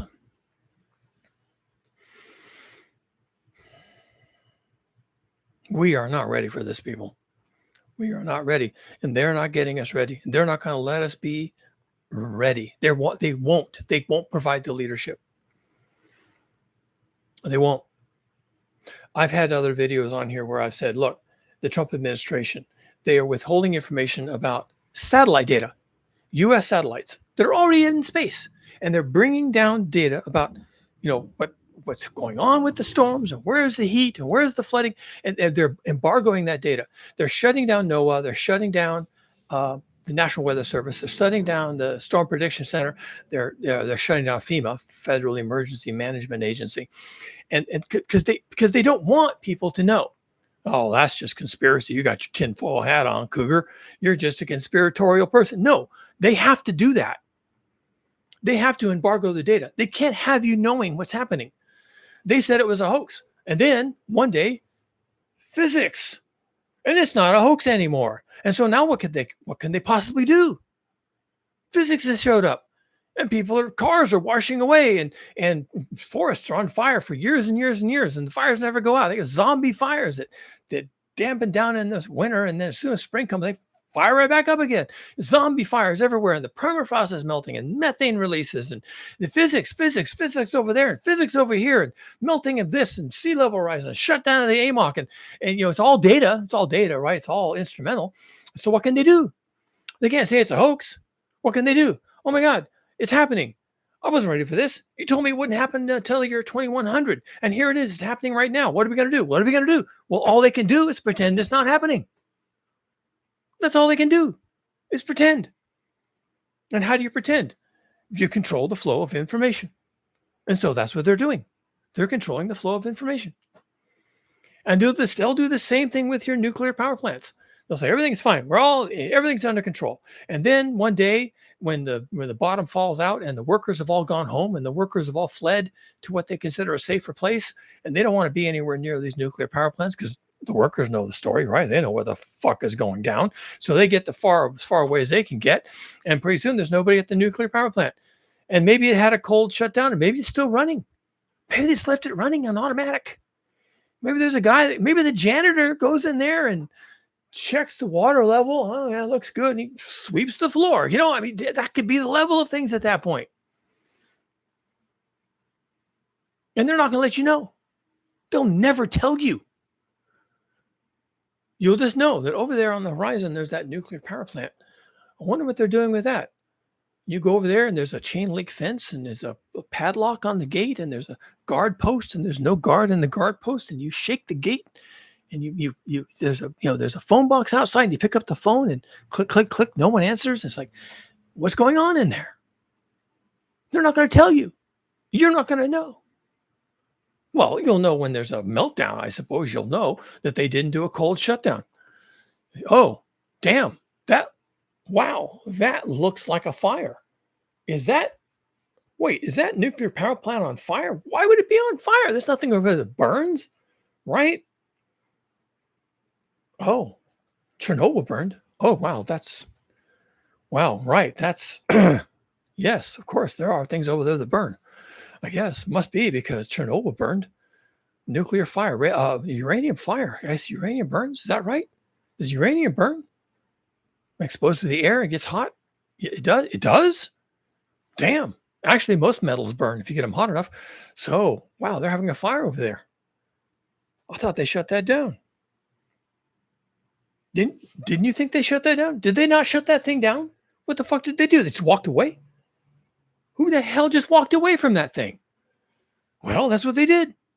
Because they don't have to do anything. They just walk away. The employees stop showing up at work. The managers split. The corporation dissolves. It goes bankrupt. They send the money out to the shareholders. They go insolvent. They close up shop, and they just leave the thing sitting there running. Or maybe it was a cold shutdown, and it's just sitting there loaded with fuel, just idling along until it runs out of water. When it runs out of water, then it catches on fire. How long is that going to take?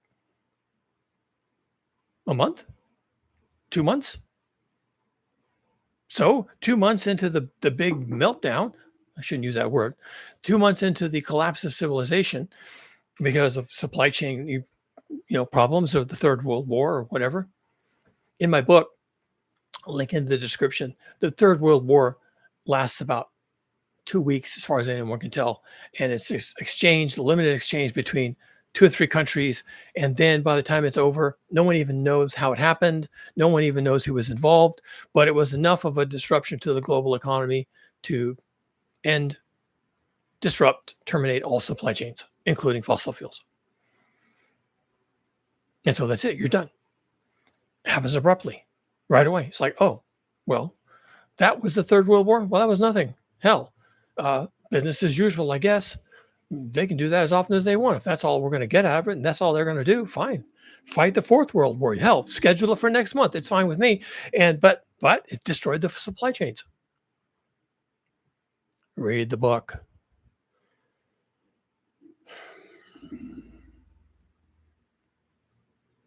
And the people walked away from the nuclear power plants. There's a whole chapter on that. How does that happen? Why would they do that? It's obvious why they would do that. Of course they're going to do that. That's in our future. Right now, that's in our future right now. That's in your future right now. Our Titanic has hit that iceberg, and this ship is going down. That's in their future. If you're on the Titanic back then, that was your future, and we are in the same situation. All these nuclear power plants they're going to walk away from them. Nah, that's fear mongering. The fuck it is. Corporations, governments. Do you trust those sons of bitches? I don't. They're going to walk away. You know that as well as I do. They're going to milk it for all it's worth. They're going to tell you everything's fine, and then they're going to walk away. And they're not even going to tell you they just walked away. They say, oh, that's okay. There's going to be a crew that comes back tomorrow. They'll operate things in the crew. They're supposed to come back tomorrow. They also walked away. And everyone's pointing fingers at everybody else, but they all walked away. There you go. This is our future. All these things are in our future. Well, I went on a little longer than I wanted to. I was talking about why Donald Trump is correct on accident. He didn't think about this. It's just talking points that he uses to alarm people and frighten them and make them, bully people. Basically, he's just bullying people with words. But he can also be true on accident. He can be right. And alternative energy is a scam. Electric vehicles are a con. Nuclear fusion, nuclear fission, all these things are not going to happen. And if they ever do, they're not going to get us what we want because they're not fossil fuels. They're just fancy ways to generate electricity. And you can't make solar panels with solar panels. And you can't make electric cars with solar panels. And it's all a big con. It's just, they're just blowing smoke up your ass. They're lying to you. Some of them are lying to make money. Some of them are lying for political reasons. Some of them are lying and they don't know they're lying. They believe what they're peddling. They believe the story that they're selling. They want it to be true. They want it to be true. And if you say something often enough with enough, affirmation, then maybe it becomes true. And maybe if we talk about the green economy long enough, there'll be a green economy. But I don't think that's how physics works, folks. We're going to live like the Amish. The Amish have arable land. The Amish have irrigation systems that are built by the government. The Amish have wells that they can pump water out of. They may ride around in carts drawn by horses, but the Amish have an entire system of infrastructure for breeding horses. They have entire light industry for building their little carts that they roll around in. They have farriers who put the shoes on the horses, and the shoes come from South Korea. Fact. Live like the Amish? The Amish are completely embedded in 24/7 fossil fuels. 24/7. All the time.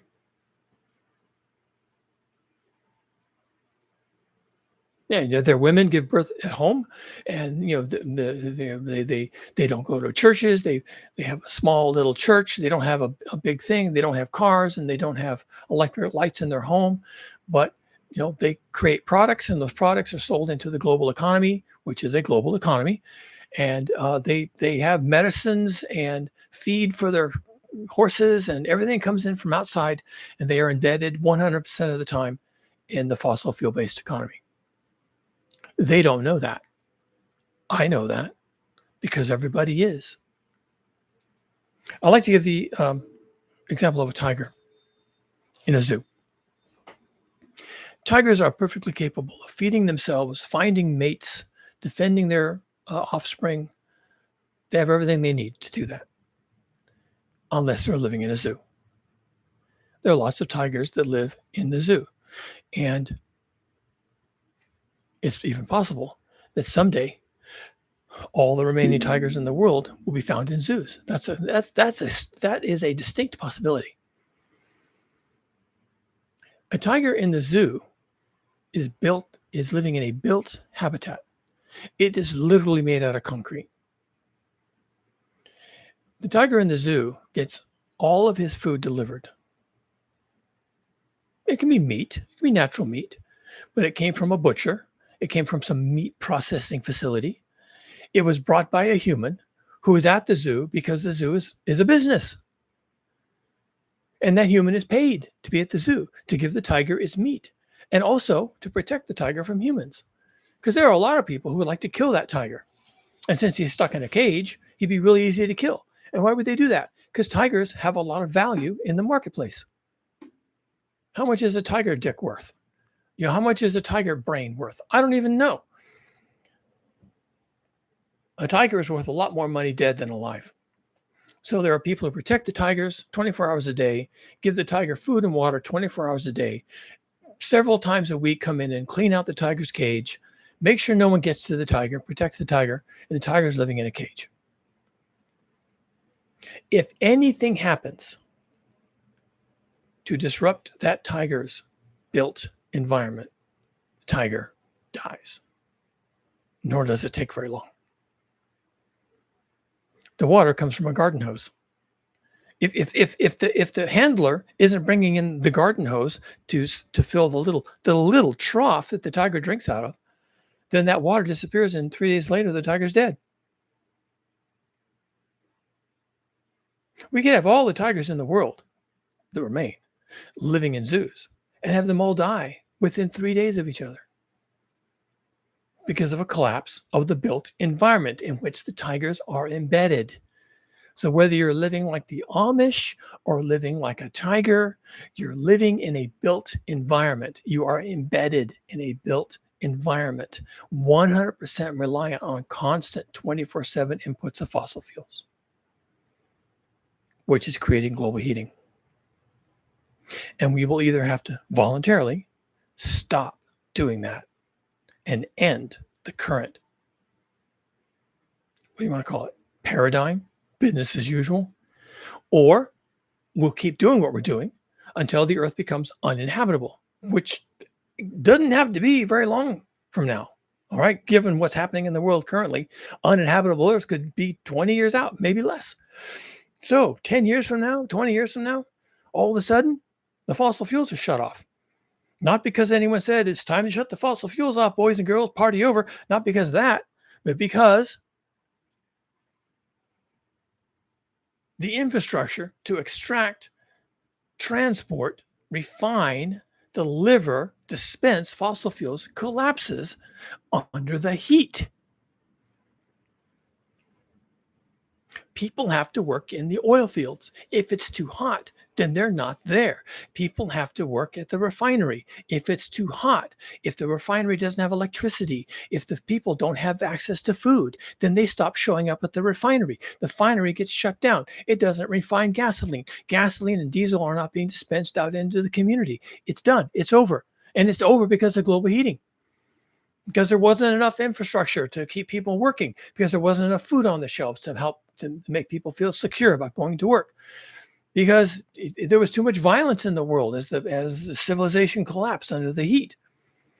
And so people stopped showing up at the oil fields. They stopped fixing the pipelines. They stopped fixing the refineries or dispensing the fuel out of the refineries. They stopped driving the trucks that deliver the distillates to the gas service stations, the gasoline and the diesel. And so all of this stuff is dependent on fossil fuels. All this stuff is dependent on people coming to work. All this stuff depends on people having access at home to food and water and shelter and security. And if none of that stuff lines up because of global heating, because the planet's trying to kill us and is being largely successful doing so, then they stop going to work. And then you don't have fossil fuels, because that requires people going to work. And then when those people aren't going to work to give you fossil fuels, then your access to fossil fuels ends, and then you don't go to work. And what were you doing? Were you a police officer? Were you a nurse or a doctor? Were you a teacher? Okay, so now all that ends. And so when the kids used to go to school, now the kids can't go to school because there's no teachers and the school shuts down. So now the kids are home. And so the kids are home and the parents are home because they don't have a job, or maybe one parent doesn't have a job and the other one still does. And so that parent goes to work, but the other parent stays home to take care of the kids. Now the kids are home all the time. And then the trucks that used to deliver the food to the shelves, they don't do that anymore. Where are the drivers? Where's the fuel for the truck? And by the way, where's the fuel for the tractors to harvest the food?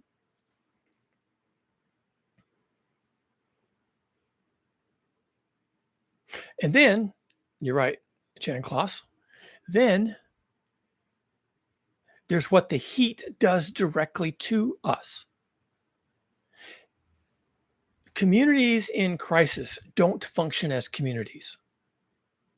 This is part of why the green economy, alternative energy, electric cars, electric economy, fusion economy, this is why all this is bullshit. When it gets hot enough, communities don't function as communities. People are sick. People are worried.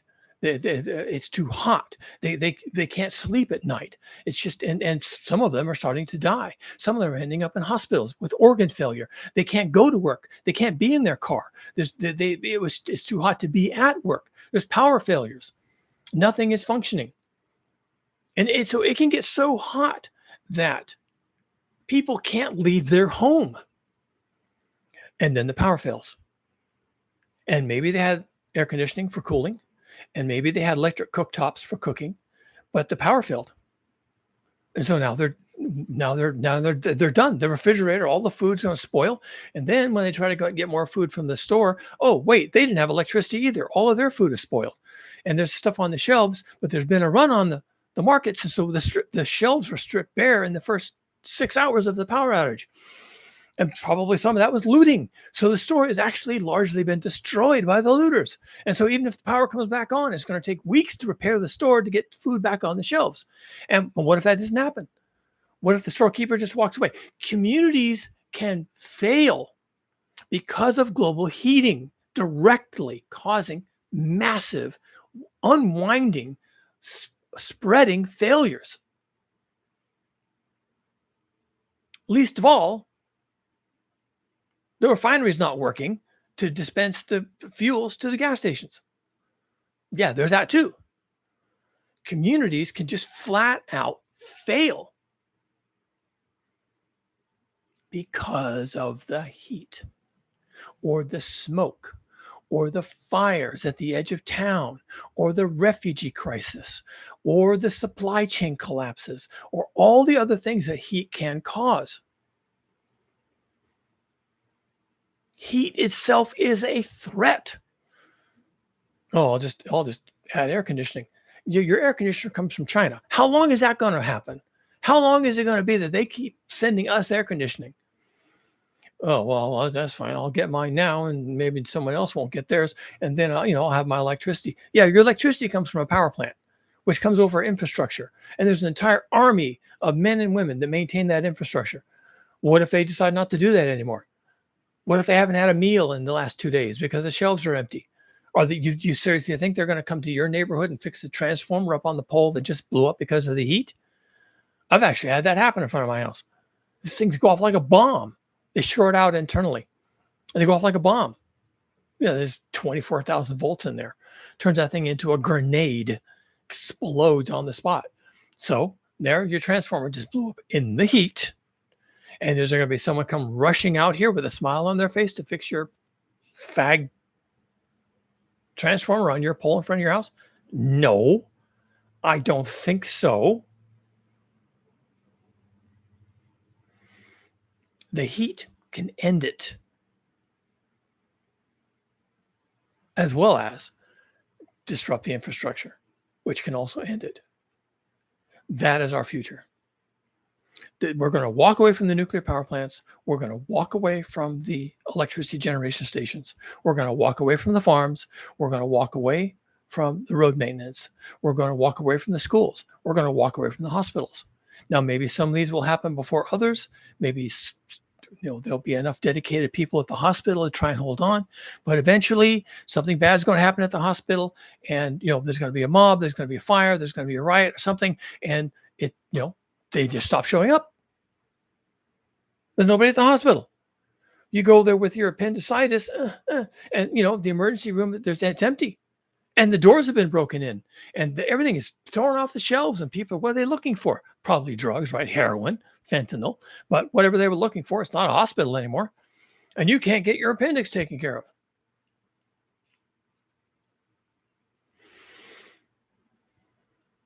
And the idea that all of this is just going to continue forever is a fantasy.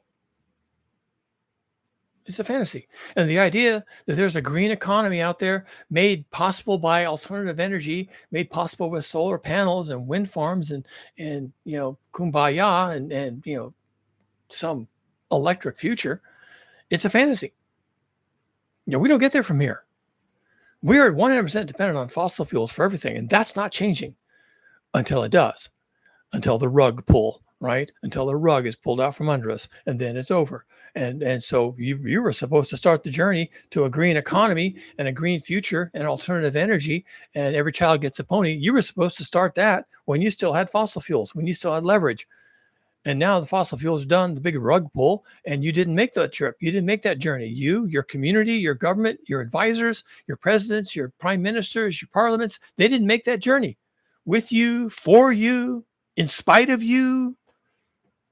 And now it's just you. And all that green stuff is gone. It was all a big con job. They never intended to do it. They signed the Paris Climate Accords. They never intended, not one single person that signed the Paris Climate Accords in 2015 had any intention of making good on any of that. Never. Never going to happen. And we know it was never going to happen because it didn't. It didn't. I'm speaking from the future, 10 years in the future. They were supposed to have all this stuff figured out in 7 years. 10 years later on, they haven't even put first foot on the path to making good on those commitments. Not the first foot on that path. We're not getting there from here, folks. We are not getting there from here. There is no pathway forward from here that gets you there. There is no green future. It's a con. Donald Trump was right. He doesn't know he's right. He doesn't know why he's right. He thinks he's making a prank. He thinks he's making people feel bad about their choices. He thinks he's scaring people. Turns out he was right. There's no way there from here. There's no there or there. We can't get there. It's fossil fuels all the way. It's fossil fuels all the way. And then when we can't burn fossil fuels anymore, it's the Seneca Cliff. Seneca, what was he? Greek? He was Greek, Roman, one of the two. And he said something along the lines of, building civilizations, it's a long, slow process, but the collapse is sudden. And I don't think he called it the Seneca Cliff. He didn't name it after himself. I think it was Umberto Eco was talking about it. He called it the Seneca Cliff, that there's this long, slow development and then a sudden collapse. And was it Hemingway that, I think it was Hemingway that said something along the same lines. When, he went bankrupt slowly and slowly and slowly, and then all at once. A lot of things are like that. It's this slow thing that it makes you think that you've got time, and it's just, you draw a line that's way out in the future. It looks like maybe there's a problem out there somewhere. I don't know. I can draw a line with a ruler, and the line is way out there somewhere in the future on this graph, and I'm living in this part of the graph, and the problems are in that other part of the graph over there, and there's this long straight line, and it's way out in the future. And then no, that's not how it works. You get to a point and you go over a cliff, and you don't know where that point is. And as I like to say on this channel, talking to my wife, that point could be tomorrow at 5 p.m. We could go over the Seneca Cliff tomorrow at 5 p.m. And so where's your green economy then? Where's your alternative energy? Where's your electric car? Where's your electric future? Where's your nuclear fusion and fission and all the others? Where is all? How about all those solar plants we were supposed to build? All those wind farms? And it never happened. It didn't happen. We didn't stop burning fossil fuels. We didn't even cut down on fossil fuel consumption. We don't have electric vehicles. We don't have electric trucks to deliver goods. We didn't electrify our farms. We didn't electrify our factories. We didn't electrify anything. We don't make solar panels using solar panels. It's all fossil fuels. And then the Seneca Cliff.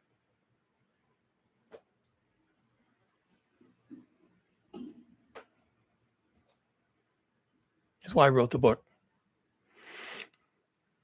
It was 100 days. Link in the description.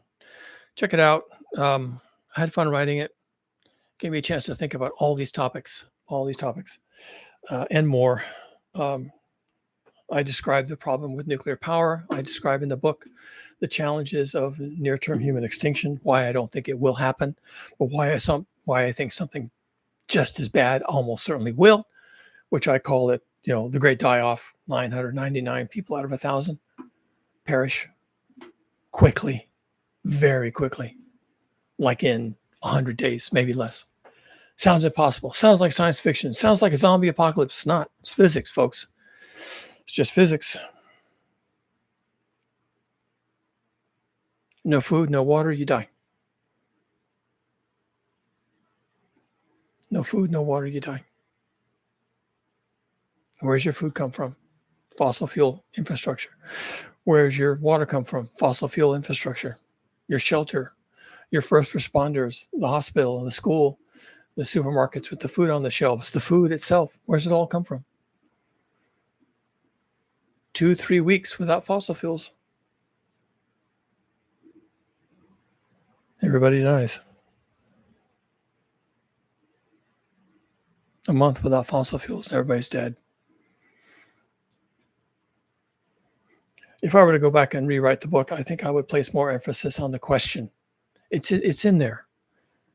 But I think I would spend more time asking the question in the book. Where is everyone?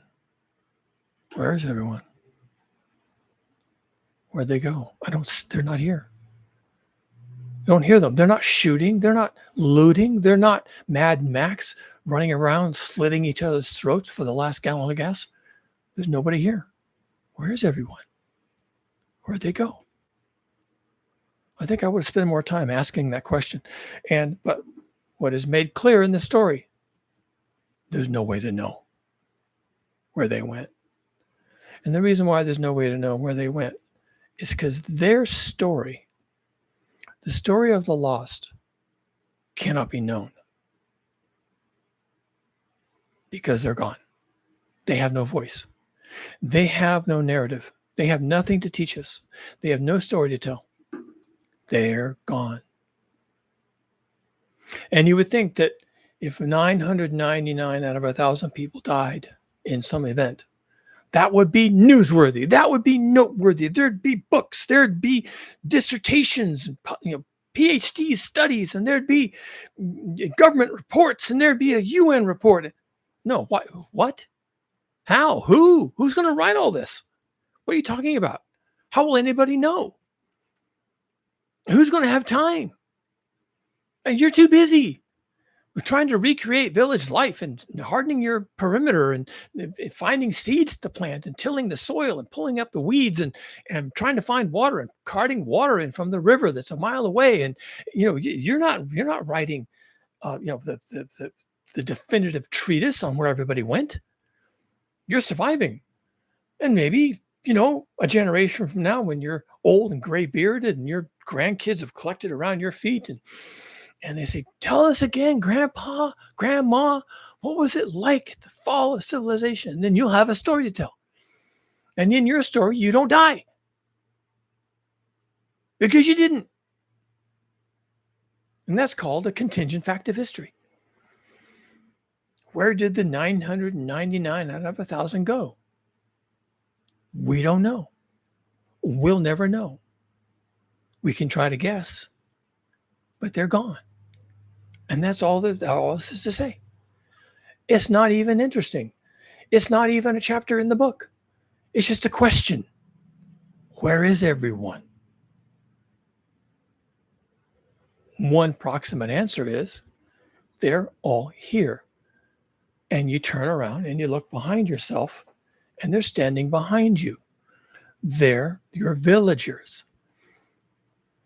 And they've helped you through the hard parts, and they've helped with the cooking, and they've helped take care of the children, and they've helped with the broken bones, and with the fevers, and with the floods, and with the infestations, and with the disease outbreaks. And those are the people who were there with you. And when you say, where did everyone go? They say, we're right here. And you turn around and say, oh yeah, that's right. They were here all along. And that's the story. That's the story. Where did everyone go? They're right here. But it's 1 out of 1,000. And the other 999, we'll never know. There's no way to know. They're the people that went to the bottom of the Atlantic on the Titanic. What was their story? How did they drown? What did they think about that? Where were they? Were they on the deck? Were they down below? Could they not get the hatches open? Did they not get a lifeboat? Did the lifeboat sink? We'll never know. They went to the bottom. Yeah, 999 out of 1,000 people are not going to survive this. So what? They have no story to tell. And I think that's how this plays out. And the sad part about this is that we could be having this discussion right now.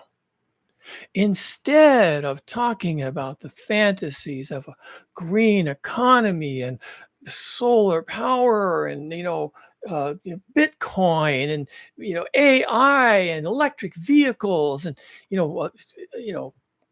carbon capture and all the other bullshit. Instead of having that conversation, we could be talking about, okay, how are we going to survive this, folks?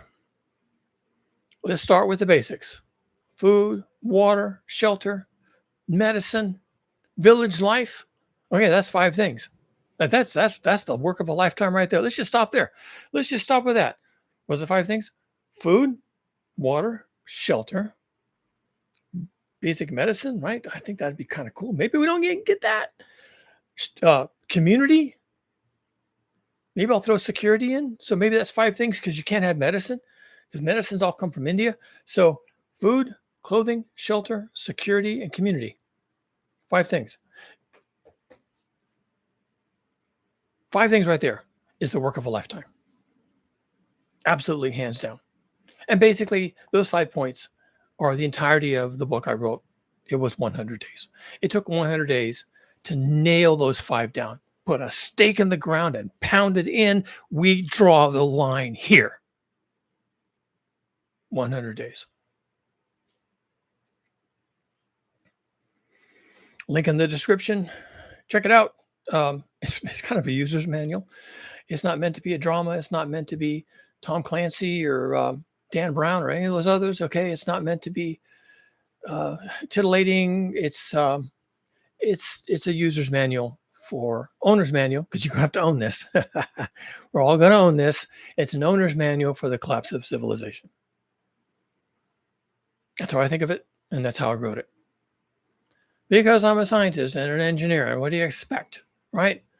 They don't invite us to the fun parties because we're dull and we talk about real shit. And no one wants to hear this crap from me. Come on, Cougar, can't you have another drink? Lighten up. It's a party. Come on. Hey, All right, fine. You do you.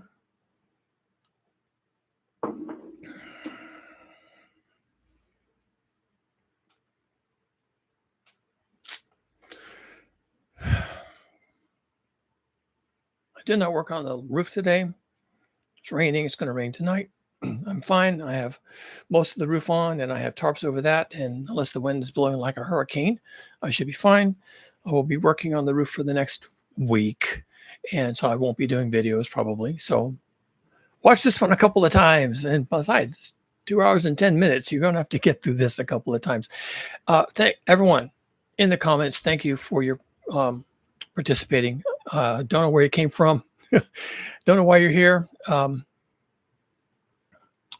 appreciate it though, and I appreciate the input. Really good comments, by the way. I'm sorry I didn't read all of them. I'm just here by myself. Um, I think I don't know where the discussion is going to happen. I'm not discussing anything with you people. I hope you walk away from this